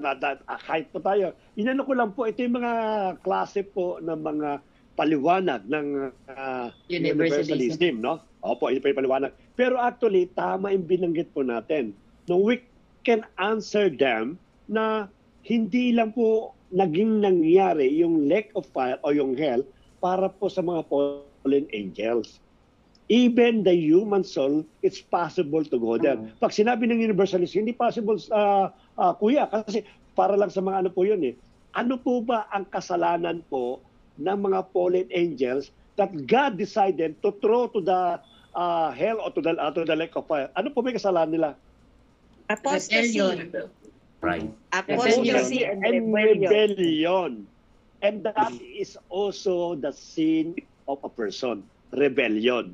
Kaya po, merong karapatan ang Diyos na ilagay yung soul sapagkat yung lahat na natapon po doon, hindi lang po yung ang kanila po dahil bakit. Kasi nag-rebel ka, ay nagano ka pala, fallen angel ka, hindi po. Because that kind of sin of angel is the same sin that is committing of a human soul. Kaya po, they are also worthy. Bagamat ayaw ng Diyos, but I cannot do anything because that is the punishment for all rebellious soul. Kaya nga binanggit ko kanina, ba? nung nagko-conduct po ng sexual immorality po ang bansang Israel, when they conduct idolatry, now when they conduct ignorance o yung pagbabaliwala sa ating Panginoon, hindi naman inisisa ng ating Panginoon yan. God called them what? Rebellious. Rebellious. See? Yun po dahilan po doon. And then let us go back to 2 Peter chapter 3 verse 9. When you read the 2 Peter chapter 3 verse 9, don't read it literally. Huwag ka magbabasa ng literally. Of course, binanggit na ni Ate Rona na yung konteksto doon, no? Tsaka yung pinaka-team. But don't read it alone. No? Kasi kung babasahin mo na alone po yan, maliligaw po tayo. No, the word na wishing, nakita po yung word na wishing yan. No, yan po, it is an implies deliberate consent. Nangangahulugan, talagang gusto ng Diyos, no? Deliberate consent. But this God, our God, does not give to the death of any sinner. Hindi po siya ang naglilika ng kamatayan doon po sa mga tao pong sinner. No? Because there is a certain date, there's a certain meeting, ang tao po mamamatay po siya. Kaya po ang Diyos po hindi sabing, gusto na kita mamatay ngayon, mamamatay ka ngayon. Hindi po ganoon. May itinakda po siya, and during ng itinakda po niyang panahon para mamuhay ang isang tao, hindi po siya ang nagbibigay ng kamatayan sa mga may kasalanan. At if any perish, hindi po ang Diyos ang nag-design para po siya ay ma-perish. Katulad na binabanggit po natin, consistent po tayo, nakakatuwa po ako sapagkat lagi niyong ini-insist yung free will, yung free choice. Kasi napakalaga po yan sa isang mananampalataya ng ating Panginoon. No? Please note that the last word na but that all should repentance should be understood, it is a conditional statement. Hindi siya absolute statement, but rather conditional statement. Maliwanag po yan. But to all should reach repentance. Magsisi ka muna. Kangangulugan, it is conditional. No? Ayun ang pinakano po dito. Kaya hindi po natin pwede sabihin itong universalism sapagkat mismo even yung but that all should repentance, it is a conditional statement in order for them to escape from hell. They continue in sin and repent not, even the mercy and the grace of God will no avail. Kasi po, it is a conditional statement po. It is not an absolute statement. So the doctrine of universalism, definitely, it is unbiblical po to. And there is no foundational truth kung paano tayo paliliwanag. Maliwanag po? Amen. Amen po. Amen po. Amen. So, wala pong universalism, ha? It is always our decision to repent, to accept the Lord Jesus Christ as our Lord and Savior. Wala din pong universalism na ang Diyos ng ibang mga reliyon ay pareho ng Diyos natin. Kasi kung ang Diyos ng Muslim, sasabihin nila pareho ng Diyos natin, may problema tayo dyan, universalism. No? Kasi yung Diyos nila, kailangan patayin mo yung infidel para mapunta ka ng langit. Tayo naman, ang Diyos natin, love your enemy. Okay, so that is another topic. So that second question? Second questions. Yan. Okay. Second question, in 2 Peter chapter 3 verse 10 said, He will come like a thief in the night. Does it mean the Lord wanted His follower completely blind on His return? Okay. Sinabi din po ito sa Matthew, no? Oo po, like a thief in the night. Kapag dadating daw po ang muling pagbabalik ng ating Panginoong Jesucristo ay para daw po siyang magnanakaw, no? Wala daw pong magnanakaw na magsasabi kung kailan siya darating. Kung hindi, makakapag-prepare ka nga naman. So, wala daw pong nakakaalam. So, ang tanong dito, ang Diyos ba, inayahan niya tayo na wala tayong alam sa pagbalik niya? Hindi natin talaga alam kung kailan siya darating? Well, of course, no one knows the hindi niya pinaalam. Hindi niya pinaalam. Hindi niya pinaalam. Hindi po. Hello? Oh, sige, si Kuya. Pasagutin natin si Kuya. Nag-i-echo ang... Hindi po, Pastora, dahil gusto niya prepare tayo always. Amen, amen. Talagang Amen. napaka-short ng sagot talaga lagi ni Judge, pero napaka-precise, concise, and accurate talaga. Salamat po, Your Honor. Indeed nga po, no? Hindi tayo iniwan na completely blind ng Panginoon kung kailan siya darating. Walang may alam ng exact date, walang exact date, day, kung anong oras, wala po may alam. Pero binigyan niya tayo ng mga signs, no?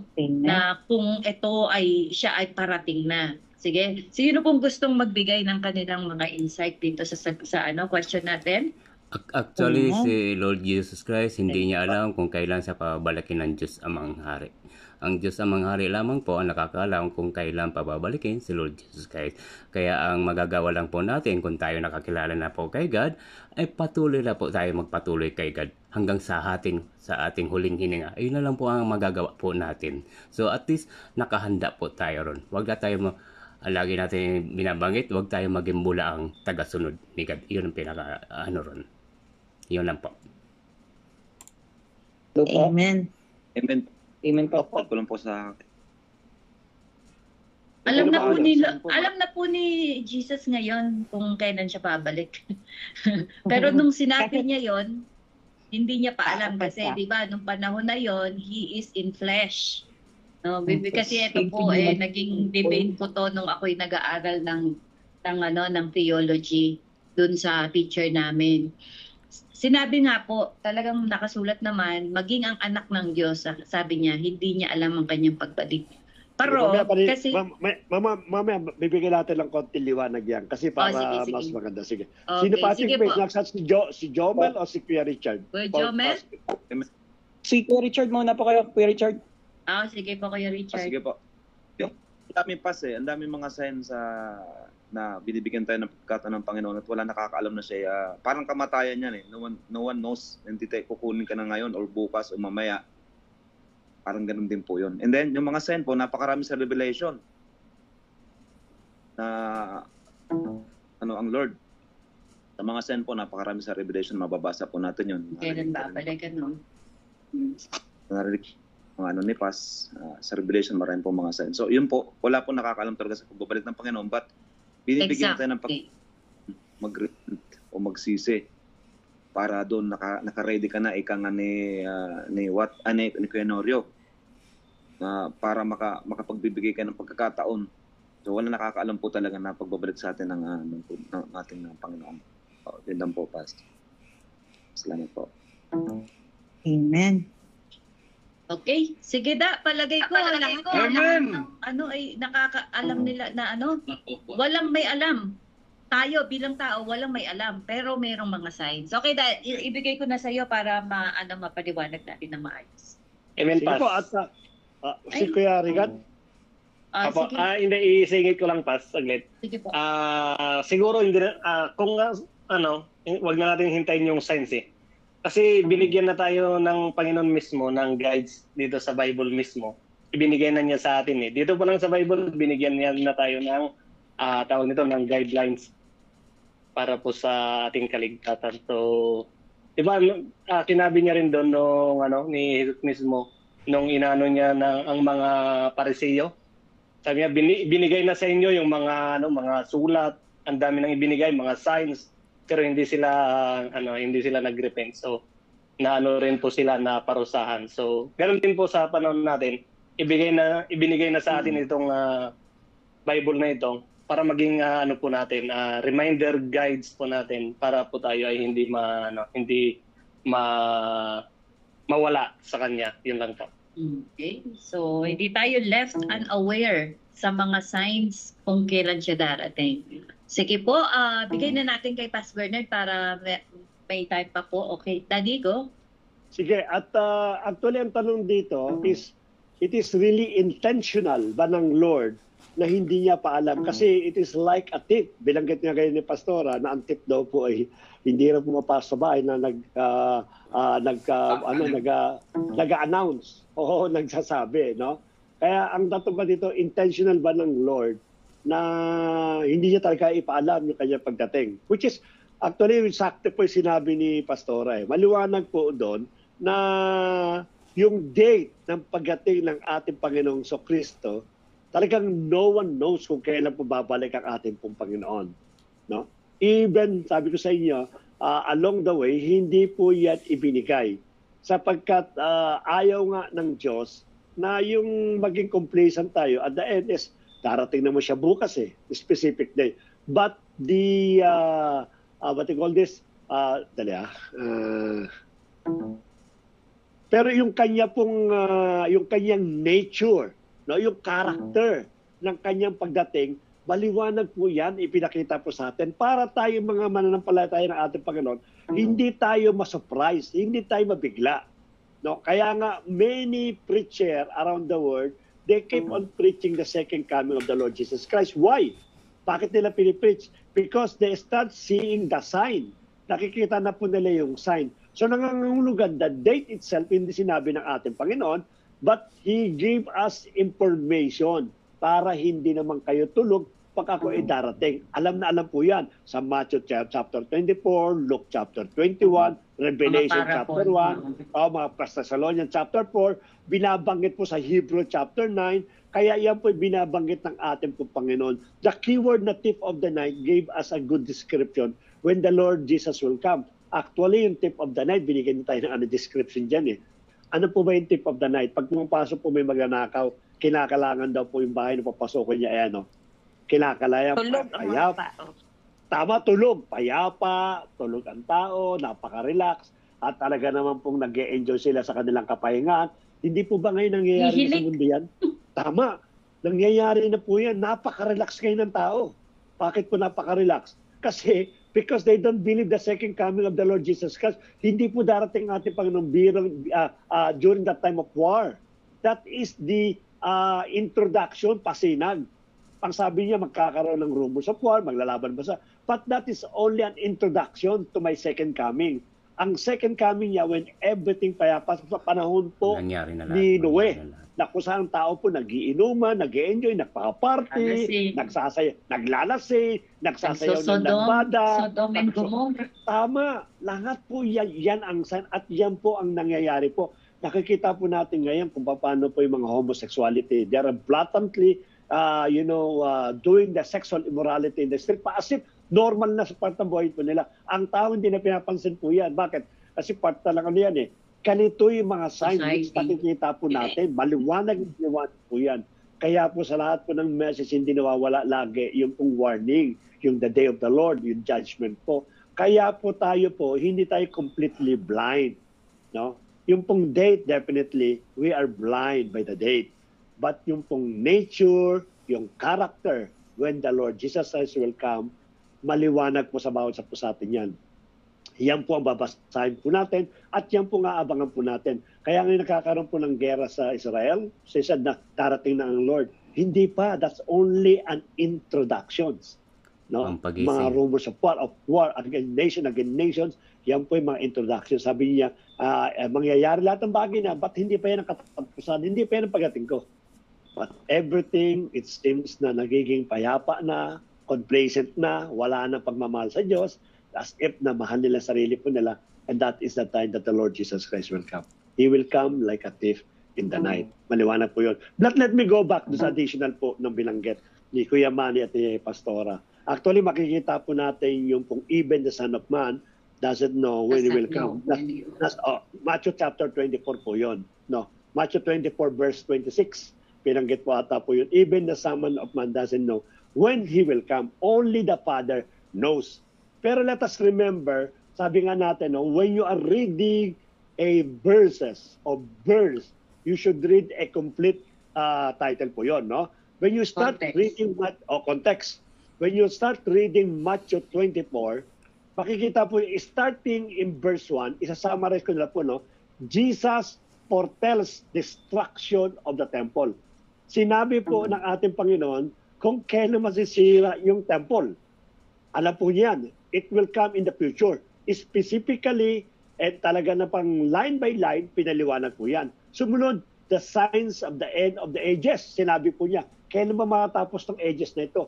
Line by line, ipinaliwanag po ng ating pong Panginoon po yun. Talaga in detail po, yung pinakano po dyan. at yung paglabas po ng abomination of desolation, kung kailan lalabas itong Antichrist at maninira ng ano, specifically item by item, line by line, ipinaliwanag po ng Lord yung mga mangyayari po sa future. Pagdating po ng Matthew 24 verse 26, dito po nagsalita ang ating Panginoon, sabi niya, so if they saw to you, look at, dali. Look at the sky. Hindi po, mali. The coming of the the coming of the Son of Man. Sandali po. Para makakita po natin. Matthew 24:36. Matthew 24, hindi pala 26, 36 po. Ang sabi po niya sa text, but concerning the day and hour, and no one knows, not even the angels heaven, nor the Son, but the Father only. No? Hindi ba tayo nagtataka na pinortol ng anak yung lahat ng mangyayari doon sa future, pero yung second coming niya, hindi siya bilanggit. Hindi niya raw alam.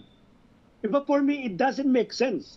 Hinulaan mo line by line kung ano talaga mangyayari sa future, yung pagdating mo, hindi mo alam. Something strange. No? Baka naman yung sinabi, even the Son of Man, para sinasabi niya, doesn't know when He will come. Baka naman ang pagkakaintindi natin, o maiintindi na sa verse na ito, yung Matthew 24 verse 30 na binanggit, I, the Son, has na authority to reveal when will I come, only the Father. Because siya nag-send sa akin eh. But definitely, I know when will I come. Sapagkat akong darating eh. Yung ang mangyayari sa future, sinabi ko na sa inyo. Yung papagating ko, hindi ko sasabihin sa inyo. Hindi niya lang sinabi rito na hindi niya alam. Ang sinasabi niya, yung authority to reveal when will I come, it is only the Father. Because the Father is the one who sent me, therefore the Father only knows when I will come back. But I know I will come back because in the first verse pa lang po niyan, at ang dumating po ng 36, ipinakita ko na sa inyo kung ano mangyayari po in the future. No, yung paniniwala po natin na even the Son of Man doesn't know when He will come, it might be some tricky. Kung sasabihin natin, ang ibig na ang Panginoon sa Kristo eh. Kaya ang ginagamit din to for your information, ginagamit din po ito ng mga ibang reliyon para sabihin na ang Diyos, ang ating Panginoon, hindi po siya Diyos. Kasi hindi niya alam eh. Kung siya ay Diyos, He knows everything. He has the omnipresent and omniscient knowledge. How come that hindi niya alam kung kailan siya darating? Nangangulugan niya sa limited. He is only a human being. Hindi po. Kung iintindihin po natin yan, base doon sa chapter 24, verse 1, hanggang dumating po ito. Pakikita po ninyo na sinabi ko sa iyo kung ano mangyayari sa future ng mundo. Even yung pagdating ng Antichrist, line by line, truth by truth. How come na yung pagdating ko hindi ko malalaman? It is very simple for me. But maaari sinasabi ng ating Panginoon, it is not me that will tell you when I will come because it is the Father who sent me, therefore He is the one also will send me back. Sinasabi niya lang yung authority na i-reveal. But definitely the Son of Man, He knows these things because that you have to remember when He become human, He has also the divine attributes during that time. So, maliwanag po yan. Alam ng Diyos kung kailan po siya darating. Alam ng ating Panginoon kung kailan po siya darating. Actually, may any violent reaction? Actually, may naalala. Actually po may naalala lang ba ako sa una kong pinanggaling ng church. Na-assign po ako sa prayer meeting. Ako po mag-i-exhort. Ang naging topic ko ron ay rapture. Nung makatapos ako mag-exhort ng rapture, nasita ako ng pastor. Bakit ako nasita? Bakit daw yun ang tinapik ko, ang rapture? Napatanong ako sa kanya. So, kailan natin babanggitin yung rapture? Kung ang lahat sa atin ay mawalan bigla ng buhay? Actually, ito rin ang reklamo ng pinapanood kong Pastor J.D. Parag. Ang sabi niya, maraming pastor na hindi nagtuturo ng rapture. Hindi niya matanong sa anong kadahilanan. Bakit ayaw nila ituro ang rapture? Ang pasok kasi rito, paano kung hanggang sa oras na ito, bigla tayong binawayan ng buhay? So makakilala pa ba natin si God? So yun ang pasok ko doon sa pastor namin. So first time ko nag-exhort, ang in-exhort ko rin ay rapture. Yun po yun, sa prayer meeting. Yan lang po. Blessed hope po yun. Sige ko na, Jomel. Salamat po. Okay po. Tama po yung agree po ako sa inyo na Yung kasi po sa story po sa kwento po ng salvation, yung father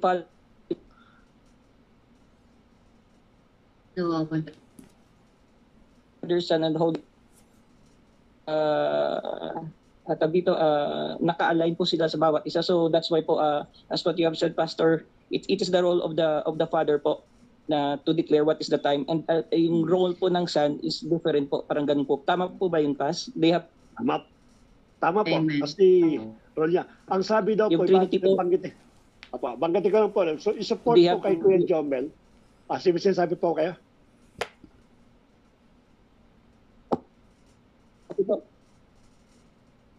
Okay na po kay Jomel?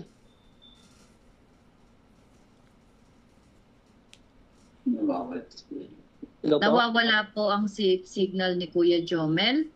Kuya Jomel, kung kaya mong i-type, nawawala-wala po kasi kayo. At babasahin ko na lamang. Mahina. Sige po, okay po, Pas. Sige po, Okay. nawawala po kasi yung signal nyo. Okay, so malinaw po na tayo'y pinaghahanda ng Panginoon. Tama kay Kuya Manny, dapat po tinuturo talaga natin to. Kasi ito po ay paghahanda. Dapat lagi tayong handa.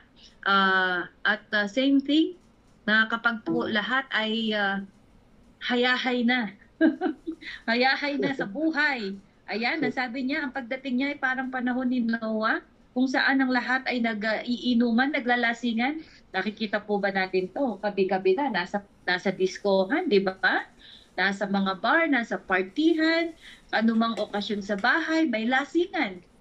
Malinaw. At ano pa ang sabi? Ang lahat daw ay nag-aasawahan, nagpapakasal.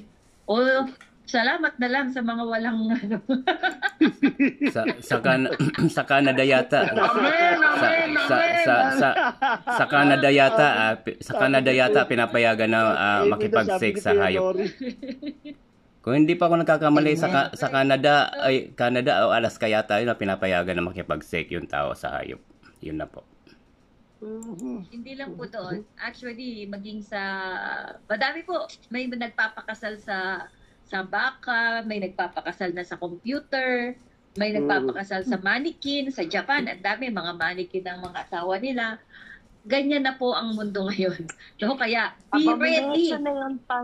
So indikasyon na Be po. ready na po. Indikasyon na po yan. Indikasyon. Panimula pa lang po yan. Pampagising ika nga. Okay. So be ready po, be ready. Talagang malapit na po, ano? Pero ang pinaka-importante dito tayo bilang mga Kristiyano, be ready.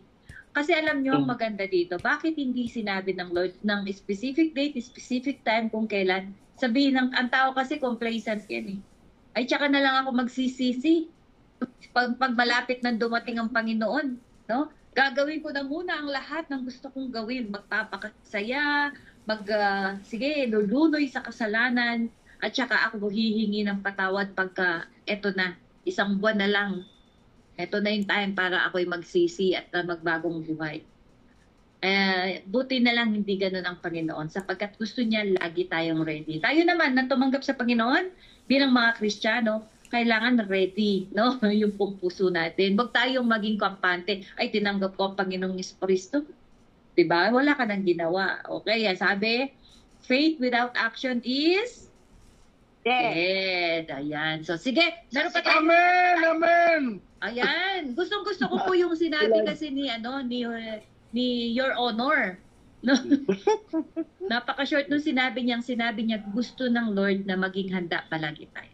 Yun lang po yung sinabi ni Your Honor, pero tumpak agad. Ano? May tanong muna dito bago mo ipakita yung third question mo. Na. Sabi ni Kuya Ed, paano daw po yung mga taong namuhay ng Old Testament, hindi nila nakita si Jesus Christ, no? Ano daw to? Hindi sila natubos sa mga kasalanan nila. Saan sila pupunta pag sila'y namatay? Okay? So, sagot ni Kuya Manny, existing naman daw na si Jesus Christ sa Old Testament. Kasi ang tanong dito, Kuya Manny, sasabihin nila na, ano yun?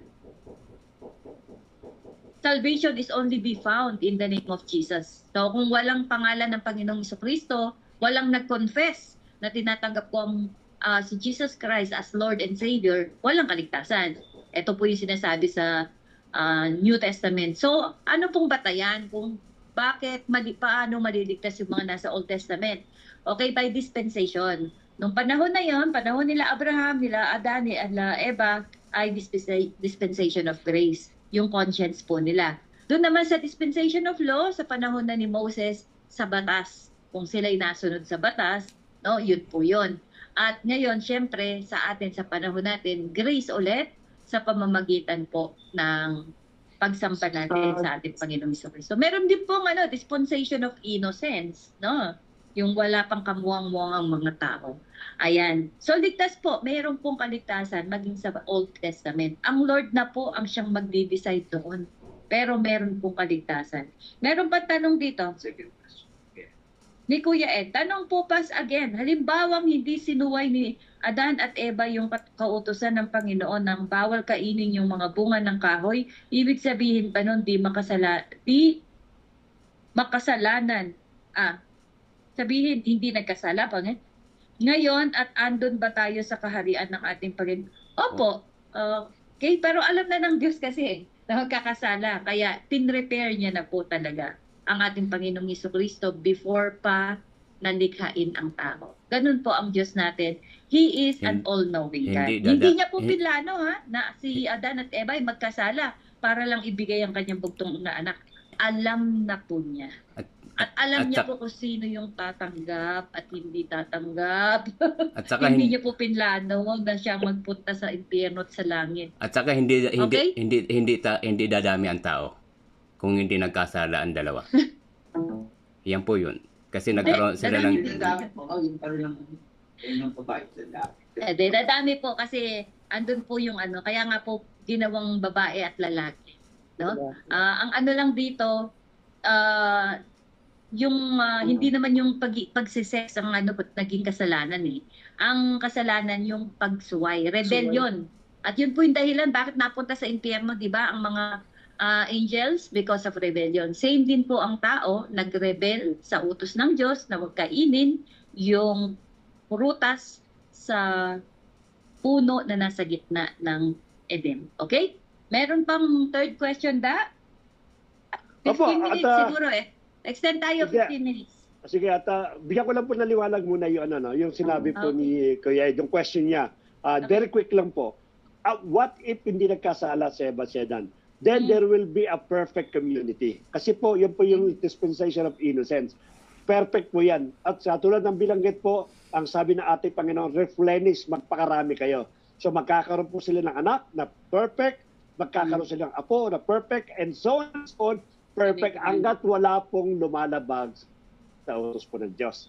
Sapagkat ang plano po ng Panginoon is buuin ang community na mayroon pong perfection. Sapagkat nilikha po si Eva at si Adan na perfect, so lahat ng kanila po magiging anak ay perfect ko kung hindi po sila nagkasala. So lalabas at lalabas pa rin po ang tao. Yun po pinakano po dyan. Yun sagot po kay Kuya Ed. Jen! So, meron... Ay, sige. Opo. Doon sa perfect na yan, di ba mangyayari din yan ng 1,000 years after ng after ng paghukom and everything, magkakaroon tayo ng perfect world. Tama po. Yan sa yung new heaven and earth na po.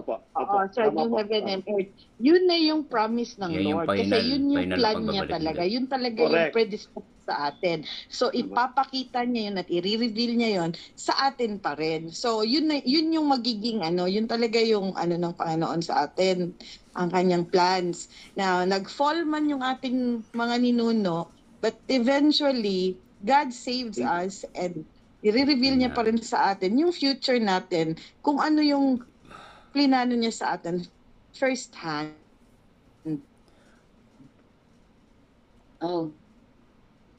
Okay.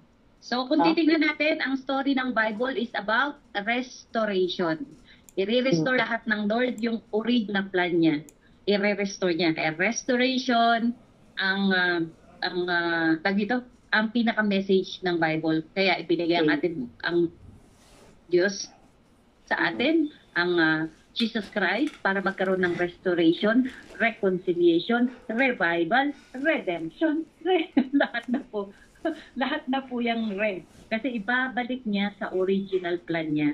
na magkaroon ng heavenly or righteous kingdom dito sa lupa. Madominate ang lupa ng mga tao ng mayroong klase ng mentality ng heaven. Okay? So third question, Si Ate Rona. Hindi ako pa. Hindi, si Kuya Honorio yun, amen daw. Sige, third question din. Bago ko labas, kasi baka kako be confusing. Very, very short. No? Very short lang allowed me to add more doon sa pinaka...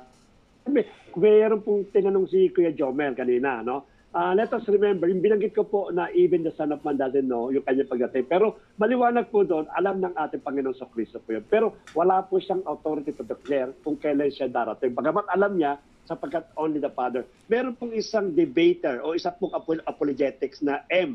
No? Laging tinatawag, give me one verse in the Bible, equivocal and ano yun? Equivocal. Statement po? Equivocal or ano? Equivocal? Equivocal statement that the Lord Jesus said na I am God, worship Him. Yun na lagi niyang inaano eh. Kailan natin kung sino yung apologetic na M na yun. No? Talagang ganun sinasabi po niya. At totoo po, wala kayong makikita sinabi ng ating Panginoon yon. No? Even a single verse, wala po kayong makikita. But doesn't mean na hindi po siya Diyos. Bakit po? Katulad ng binanggit po natin, ang plano kasi ng ating Panginoon sa Kristo is not to reveal Himself, hindi sabihin kung sino siya, but to reveal the Father. Yun ang pinaka-purpose po niya. Whatever the Father said, I will send it unto you. So wala po sa agenda po niya, ipakilala niya yung sarili po niya. Kaya wala po tayo maririnig po o mababasa sa Biblia na parang katulad po no, hindi nagsaitang ang ating Panginoon sa Kristo kung kailan siya darating. Sapagkat hindi ko agenda yun. Agenda ng Ama yun. Ang Ama ang magre-reveal niyan. But definitely, I know kung kailan darating. Hindi ko rin agenda para sabihin sa Diyos ako, sambahin mo ako. Sapagkat someone will reveal. At sino po nag-reveal na ang ating Panginoon sa Kristo ay Diyos? Holy Spirit.